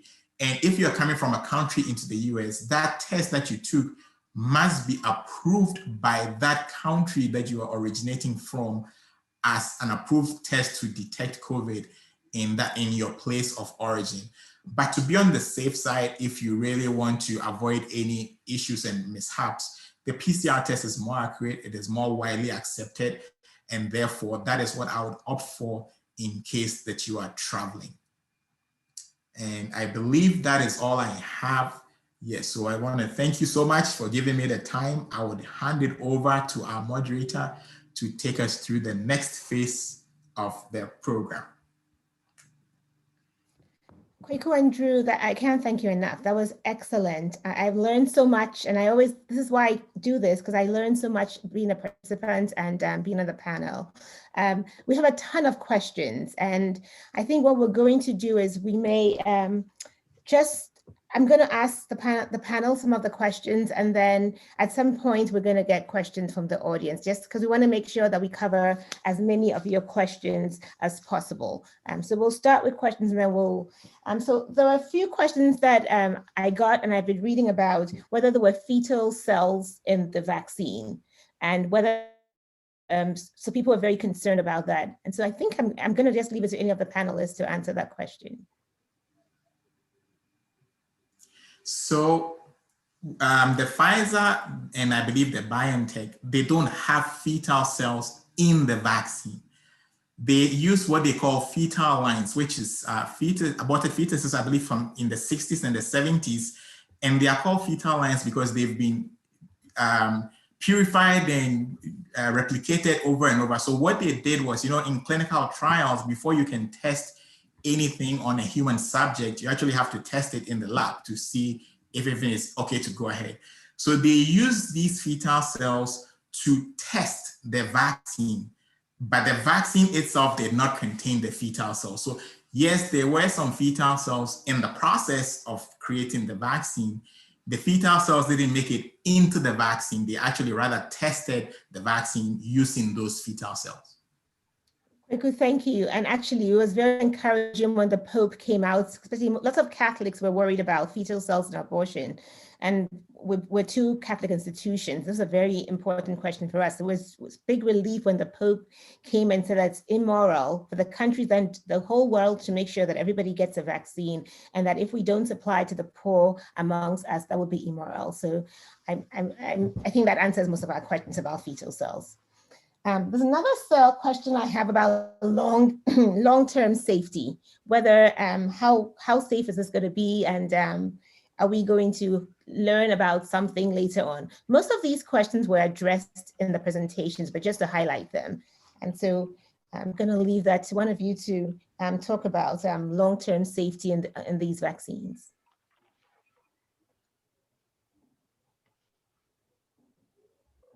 Okay. So I think I can answer that. So, with vaccines, we know that you can get some allergic reactions for vaccines. Most of the serious events will occur within 6 weeks of your vaccine. So when you get the vaccine, we're just concerned that within those 6 weeks, sometimes within 15 minutes of getting the vaccine. These tests, they looked at lots of side effects, and there could be rare side effects that were not picked up, because it was a study and they did the best they could, but we're still watching. That's why the data, you don't stop watching after you give people these vaccines. Dr. Offit, one of the virologists at CHOP, always says he breathes a sigh of relief after 3 million doses are given. That's a lot of doses of vaccine, because if there was something, we'd pick them up. And at this time, we've given more than 3 million doses, and we haven't had any severe side effects that we haven't heard about. And so this is a very, very safe vaccine. Of course, we're dealing with a few cases that are important. Somebody lost their life, but we don't know if this was caused by the vaccine. So my answer will be yes. It's been more than 6 weeks since we started vaccinating people, and we've given more than 3 million vaccines, and we haven't seen any deaths, at least until the one death with the J&J. The other question was about the antipyretic, and Kweku, you addressed that question brilliantly. So thank you for that. There's another question in the chat about if you just got one vaccine, especially the AstraZeneca vaccine for our brothers and sisters in Ghana, would that be enough? And I think Kweku answered that question as well, right? It's better if you get the 2 because your efficacy is 95%. However, you should get what you can get. Drew, do you see any other questions in the chat, or Kweku or Greta, that we can talk about? I don't see any additional one yet, but just to pick up, in case you're wondering, can you mix vaccines? If you receive the AstraZeneca one could you get the another manufacturer? And so today the data isn't available yet. The authorities in England and the US are exploring that. There are only in extenuating circumstances where if you got one and logistically or for some reason you can't get the same vaccine, like you got the Pfizer one, and if there's a really, really good reason why you can't get the second Pfizer dose, the healthcare professional may give you the Moderna vaccine, but the data is still being evaluated in clinical studies. So just wanted to be able to address that. That's a question that I've heard as well. Thank you. There's another question about allergies. Someone said, I have allergies, should I still get the vaccine? So we know that if you have a serious adverse effect like anaphylaxis to a vaccine, then you shouldn't get this vaccine. That's contraindicated if you've had a serious reaction to another type of vaccine. However, if it's a vaccine like a rash or the normal things that we see, there's no contraindication to those. So yes, if it's a serious reaction and you can't take vaccines in general, then yes, you should stay away from the vaccines. And just to add a little bit on that with the allergies, and even sometimes, even on an case-by-case basis, they will evaluate. So for example, people may have allergic reactions to, say, for example, the flu shot because they are allergic to, say, eggs. And anybody who's allergic to eggs can typically not take a flu shot. So they will do a case-by-case basis and see what actually you are allergic to in that particular vaccine. So some people, if it was eggs, then the COVID vaccines have nothing to do with eggs. So on a case-by-case basis, your doctor can determine that even though you are allergic to this, this vaccine doesn't contain what you reacted to. And in most cases also, they would obviously take extra precautions, have an EpiPen available and stuff like that, just to make sure that you are protected. Thank you. There was a very good question in the chat that I just saw from Atu Kwamna. Thank you, Atu. It was about whether or not, even though we say 10% of the people involved in the trials, 10% were Black people, how are these Black Africans? Are these African Americans? And should we be, it doesn't mean the same thing. And Atu was actually quite interesting. He said about the people in Sudan, will they be safe from that vaccine? Were they included?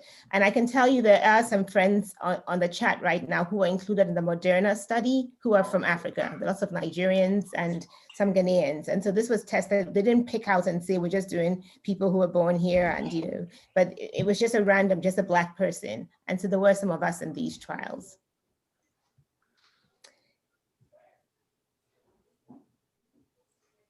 There's another question about clots again, and I think that it says, with a rare possibility of blood clotting, can a patient with thrombocytopenia take the vaccine? Does anybody want to take this? Maybe Greta? Yes, I will. I think you can take the Pfizer or Moderna. I would stay away from the J&J vaccine. So yes, it's safe to do that.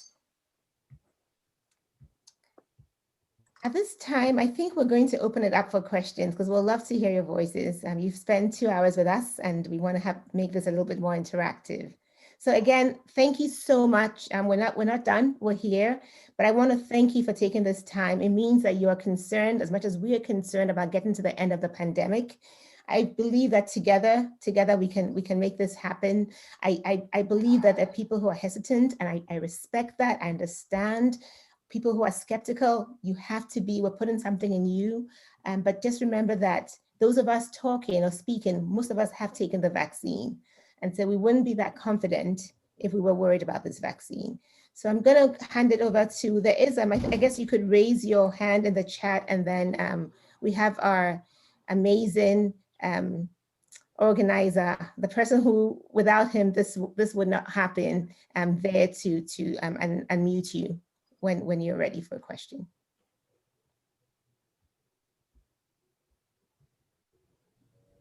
Thomas. So thank you very much, panelists and everybody. Right now, if you want to ask a question, as I posted earlier on, can you please show by hand, and then we try and get you in a queue so that we don't have people talking over each other.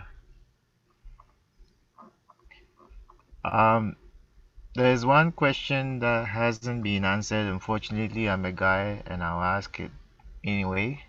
Does COVID disease and or the vaccine affect sexual function?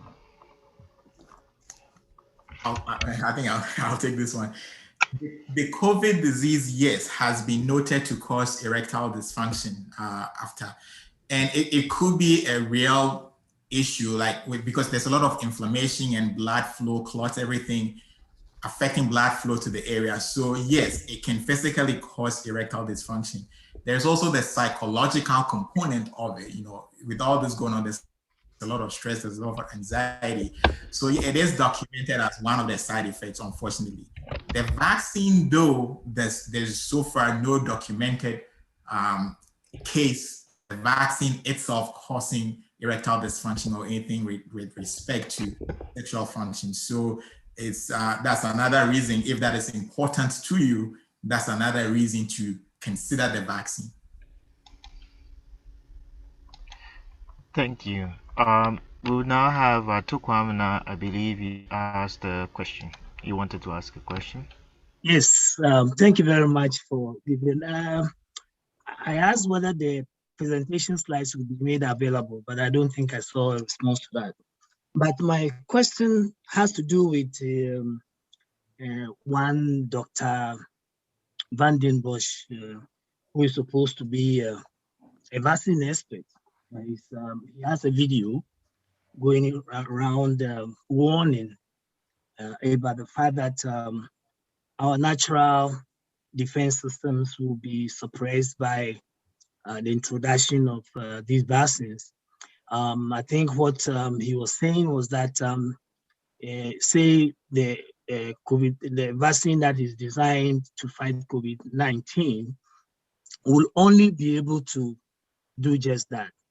And if there are variants or the other foreign elements, our natural fighting and things that fight antibodies will not be able to deal with them. And I'm sure those on the panels must have heard about him. And I want you to, say something about that because what he's talking about appears to be very serious. Yeah, so maybe I can give a point of view, and Dr. Jackie, maybe you can share some thoughts as well. So as Dr. Jackie mentioned, there will always be skeptics, and healthy skepticism is good. But science is science and facts are facts. And so we will always see information online or in various forums. Unfortunately, a lot of it is misinformation. Now, if we think about vaccines and vaccine preventable disease, Atakwamina, I think you've heard of all of the vaccine preventable diseases that we talked about a little bit in the beginning. Measles, polio, flu, Ebola, pneumococcal disease, meningococcal disease, yellow fever. These are all vaccine preventable diseases that have existed for a very long time. And those have not altered our ability to protect ourselves against other diseases. So again, you're going to find a lot of misinformation. There's also a great deal of fact that you can find on the CDC, the WHO, and other government bodies. So that's what I would say. Everyone is entitled to their opinion, fine, but we have to be very careful understanding and delineating between someone's opinion and medical fact and misinformation. So, Dr. Jackie? Drew, I think you answered that brilliantly. Actually, so I hadn't heard about this gentleman. I just found out about him this morning. And so I have to be honest, there's so many there's so many theories out there that I haven't read all of them. I'm not saying it's a conspiracy theory, but unfortunately I'm not able to answer that because I really don't. I haven't delved into his work. But we can always, what we do when we're done with these webinars is that we do go back and sort of think about some of these questions and then try to post them on the website. So we'll get back and we'll get back in touch with you. Yeah, thank you. I really would. This guy has very solid credentials. He's worked with the Bill Gates Foundation and so on, the way I see it. So it is not just any conspiracy theory. So if you guys will look into it, and I know there are a few rebuttals to what he's talking about. So it is pretty serious. And if you guys will look into it and provide us with, you know, a well-researched rebuttal, I will be glad.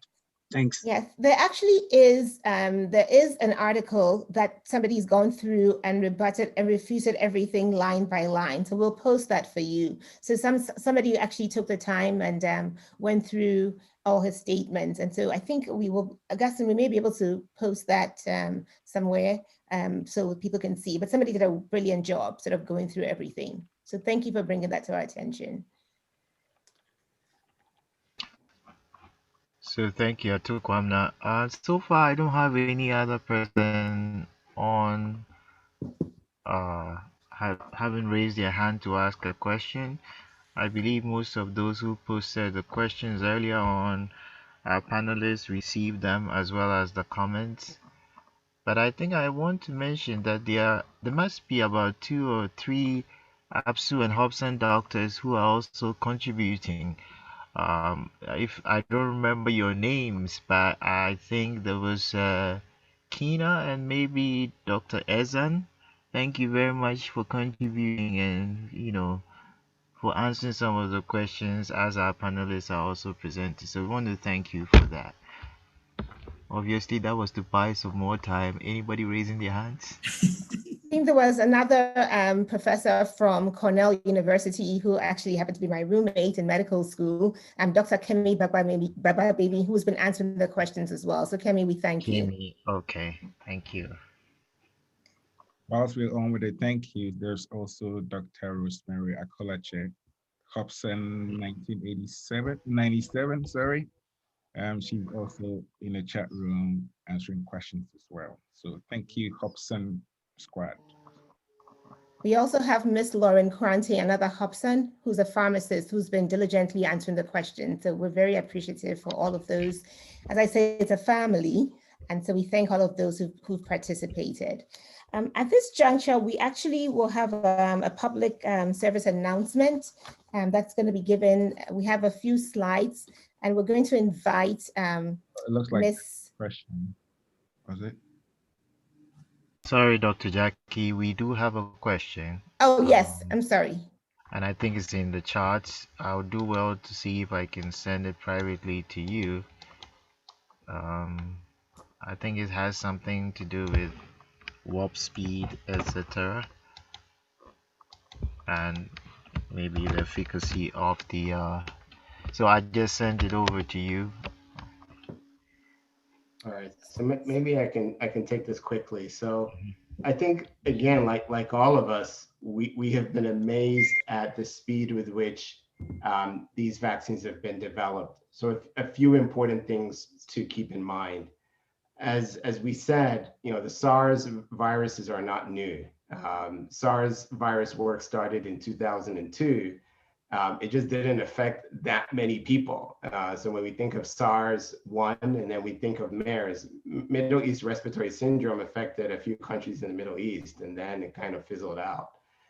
And then with COVID-19, the global pandemic. If we think about the resources that were thrown at clinical studies, I mean, billions of dollars. I mean, warp speed was a terrible name for a development program, but there were thousands upon thousands of people. I mean, I've been in the vaccine industry for about 20 years. One of the largest clinical studies that I knew of was a pneumonia effectiveness study with 80,000 participants. This was in 2010. Each of the companies that did studies for COVID-19 were in the tens of thousands. It had never been done. So, you know, I think the approach was certainly unprecedented, a lot of money, huge clinical studies, studies taking place across multiple countries. The safety is being very carefully monitored. You can see that with the recent AstraZeneca and J&J vaccines. They're not playing. The data continues to emerge, but the efficacy of the vaccines is there, and vaccination, the benefit of vaccination outweighs the risk of getting and dying from COVID-19. Thank you so much, Dr. Otu. Thank you so much for that. I think I'm looking here and I don't see any other questions. And so I'm actually going to ask Kweku Amwabuateng to, we have a few, to make a little announcement before we move on. Well, I just wanted to take an opportunity. Of course, we are very grateful that we've been able to meet together like this, but I want to thank especially our APSU interim president, Augustine Abochi, because he's been very, very instrumental in putting this program together. I mean, the back and forth, the organizing the meetings, we will have done a very big disservice if we don't mention him. Of course, I know a lot of people have contributed in the back, but I wanted to single him out because he has been very, very instrumental in putting this together. So Augustine, we thank you. We appreciate what you have done. More grease to your elbows. Kudos, and keep taking us to soar higher. Thank you. Augustine, can you show yourself at this time? Oh, there you are. Oh. I know you're going to speak, but this is special. We really want to recognize you. So can you say something so we can see you on the screen? Okay, so you caught me off guard, but this is actually a total team effort. I was like, he wasn't on the program to give any, PSA, so where did that come from? But anyway, this is a total team effort. I have a great group of interim executives, and so because we didn't want to swarm you guys, the panelists, so they sent me to talk to you guys while they were in the background. So, but I received all their appreciation on their behalf, and I'm sure they actually appreciate it. So thank you very much. At this stage, we're going to have a little PSA from HOPSA class of 85, Miss Susan Eduaye. So Miss Susan, I'm gonna have to mute you. While we're locating Susan, how grateful we are to see you guys on the panel. I mean, we can prepare for this, but if you don't join us, it doesn't mean anything. So we know it's 2 hours, 2+ hours of your time. And we thank you for coming. The questions are exciting. They make us think. We don't take this for granted. And then we hope that, it's been a really devastating year. 40,000 children have lost a parent in the United States. 40,000 in 1 year. It's a 20% increase in bereavement, parental bereavement in our children just in the United States. We need to this has to end. And we're counting on everyone. We think, as I said, hesitancy is good, being skeptic is good, but the vaccine has been out for quite a while now. And so together, we know that we'll get to the end of this. We hope we don't need to have a third webinar, but if we do, it's because we're just going to get together to rejoice and to celebrate that. We can say bye-bye to COVID. At this stage, I'm going to ask Dr. Drew Otu to summarize what we've done today, and then I'm going to hand over to the APSU president, the wonderful Augustine. I thank you so much for allowing me to be in your homes this afternoon or this evening. It's been a pleasure, and I hope we can do this again. Please get vaccinated.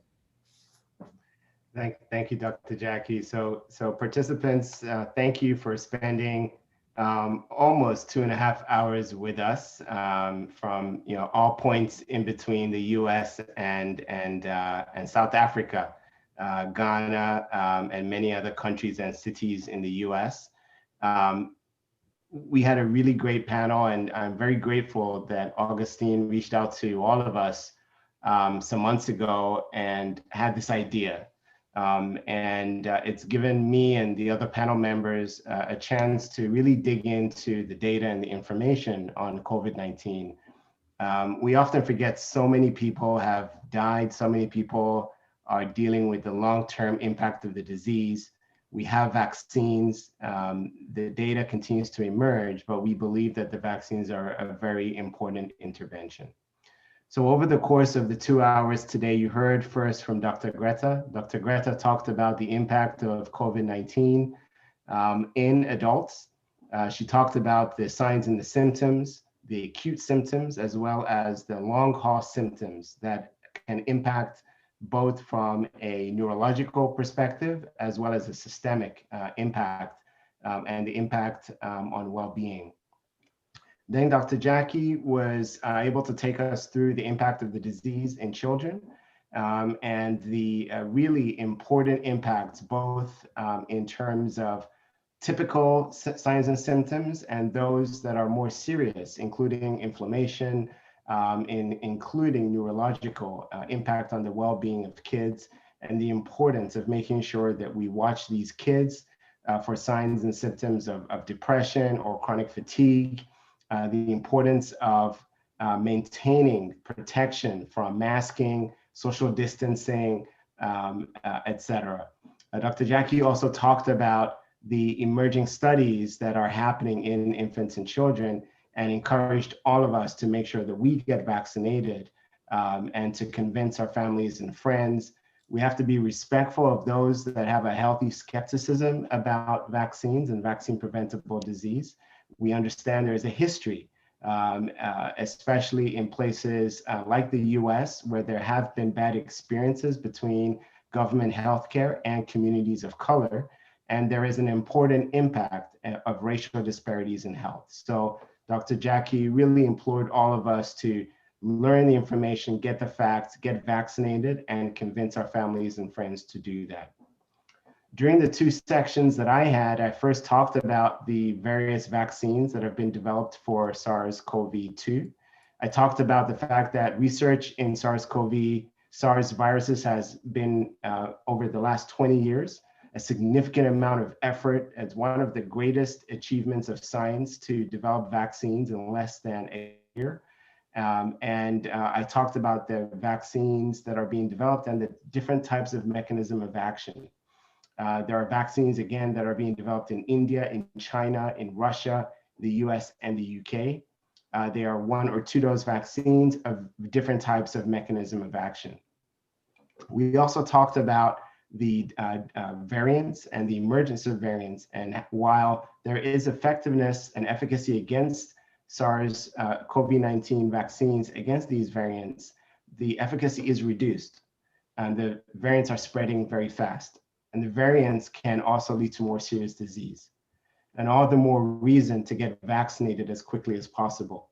We also saw that the data suggests that vaccination in many parts of Africa, including Ghana, is lagging far behind the rest of the world. So we all really have to emphasize prevention and vaccine prevention. We also talked about the emerging data just this week when the US, one of the adenoviral vector vaccines by J&J has been put on hold just out of an abundance of caution. The incidence of the severe blood clotting is very rare, less than 1 in 1 million. You can get blood clots at a higher risk from taking birth control. And it's important to keep that in mind. You can get blood clots from COVID-19, and this is an important symptom. So with all of that being said, Dr. Kweku walked us through some of the important information, practical information regarding vaccine administration, signs and symptoms, and what not to do when taking vaccines, and the importance of completing your vaccine series. So we shared also some information where you can find additional information from the CDC, from the WHO, from the FDA, and the fact that there is a lot of misinformation out there. So please take it upon yourself to look in and find the facts, follow up with healthcare professionals and family and friends that you trust. And please, we implore you to seriously consider getting vaccination based on the information that's out there. So with that, Augustine, I'll hand it back over to you. Thank you. Thank you, Drew. That was great. I am so proud of you guys. You just made our day. You have enlightened us a lot. So we're definitely delighted that all of you got this moment to share with us. In fact, we appreciate your time. On behalf of the APSU-HOPSA USA, Canada, interim executives and executives, I want to say a big thank you to the panelists. They spent, countless hours, preparing for this program. It takes a lot to present a 2.5 hour, almost 3 hour presentation. They already have packed schedules, but they make time for us throughout the preparation. So I want to say thanks a lot. Now, to our guests or our viewers from wherever you are, we also say we appreciate your time. Today, we've learned a great deal about COVID-19 vaccines and vaccination. Our distinguished panelists have shared their tremendous knowledge and experience with us. We do not want to make that a waste, so please let's take them seriously. Let's share them with our friends, our family members, and all those whom we work with. If we all together fighting this disease, we all come out quickly from this pandemic. So on this note, that will be our action item. Let's go be encouragers of our family members to go get the vaccine. In the US, like Kweku said, vaccine centers will be open up in the coming week, so we can all get a chance to, walk in for vaccinations. If you're outside of the US, I'm pretty sure your health agencies will have some kind of information.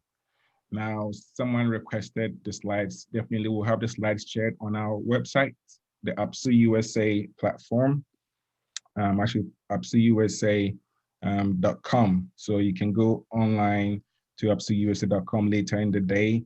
Latest by tomorrow, we should have them up for you. That way you can go in there and then request for the slide copies of that. Now, let me share the screen with a couple more announcements. Let's go right here. A couple more slides and announcements for you all. Coming soon, APSU-HOPSA would have health and wellness webinars. So it's coming this summer, actually. So you can follow us on IG to get latest updates. That'll be for APSU, or for HOPSA, it'll be APSU USA at APSU USA.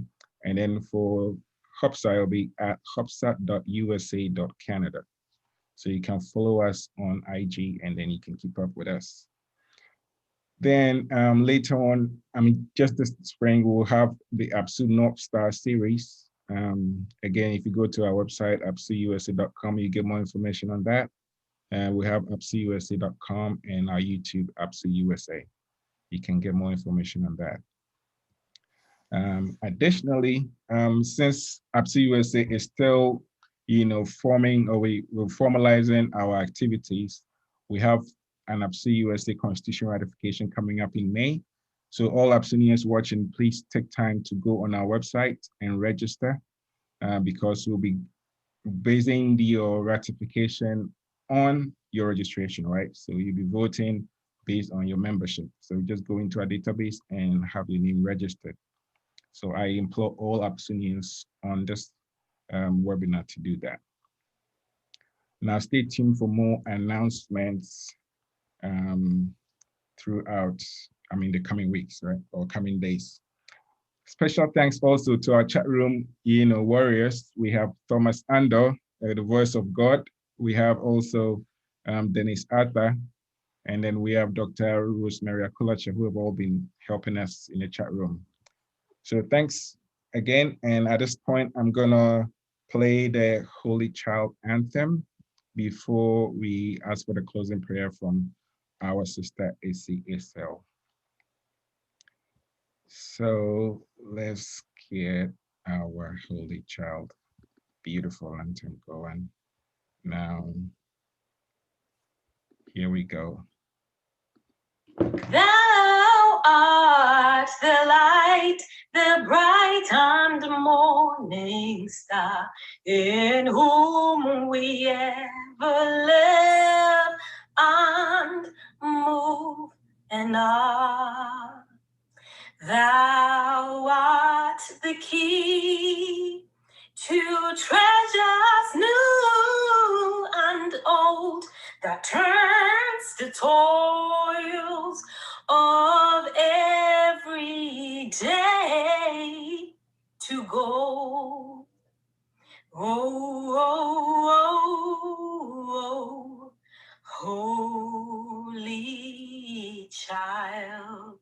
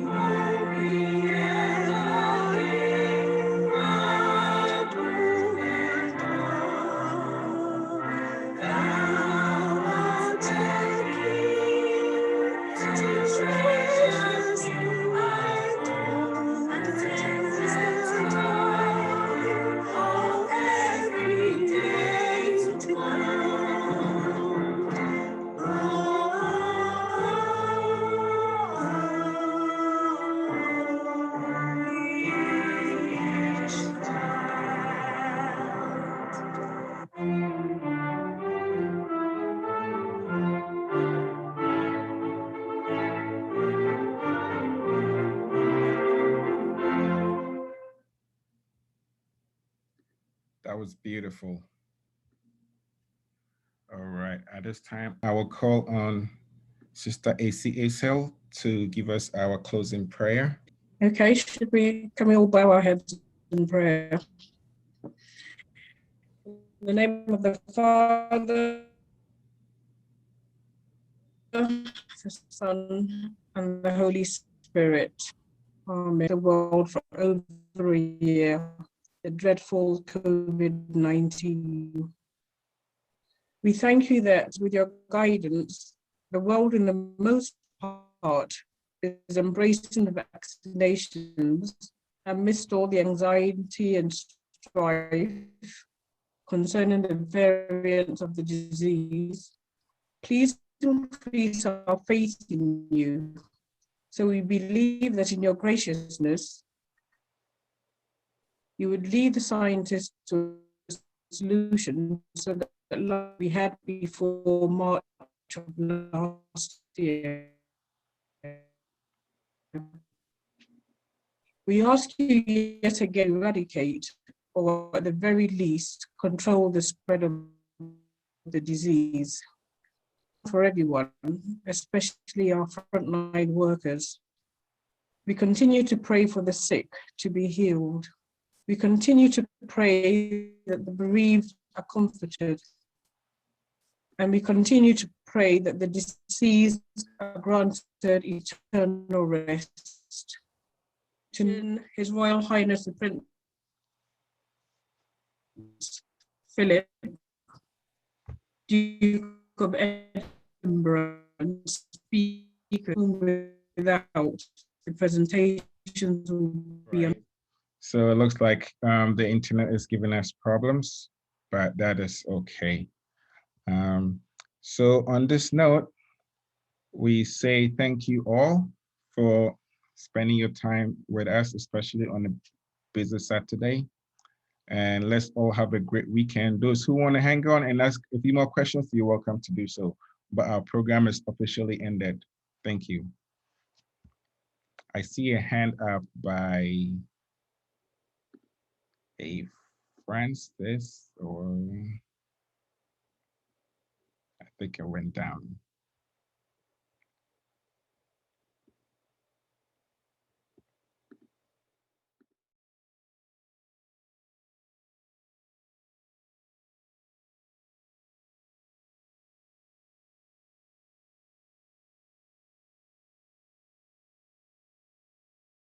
From Abuja, Nigeria. Yeah. I lived in Bolga. Salina, Oh, thank you. How are you doing? we're doing well. Good. Augustine, you won't believe this. I moved to this area and the Holy Child Convent is about 5 minutes from me. And then Augustinian Friars, they're just next door. So I live in between. Wow. So Sister Lina I met Sister Lina at church one day. She became my mother here for about 10 years. And then she left me and went back to Nigeria. She raised my kids for me, with me. Oh, wow. Yeah, such a small world. So all the nuns from Holy Child, I used to be a mass server. I used to see them. I would go and have Sunday, I'll go sit there with them. I was so blessed. All the blessings followed me from Ghana to Holy Child. Oh, wow. I'm in between Augustine and you guys have to come to your Augustinian church one day. Exactly. It's called the Holy Child. Amazing. Holy Child, yes. Selena, how Yes. are you? Listen to it. I'm fine, thank you. So what is the acronym? The APSU is what? Augustinian Power Students. Augustine, what is APSU? You're St. Augustine in Cape Coast. Yes. You're St. Augustine in Cape Coast. Yes. Augustinian boys. Yeah. Yeah. That's We did what it is. I'm telling you, there was when some of them, that was maybe 1998 or 96, I don't remember. Some of them got into trouble in Holy Child. Oh my goodness. They ran into the ditch, that big forest in the night. Oh God. Yeah. Augustine and Voice of Tom, were you part of it? Was it during the Christmas carol night? Augustine, you have too much details. The You were senior students were around. They came looking for Holy Child students. Oh my goodness. Yeah. I had a good laugh. I said, what? These young people in the night, they sneaked out. What? Yeah, I remember the full list very well. Nobody found. And when they chased them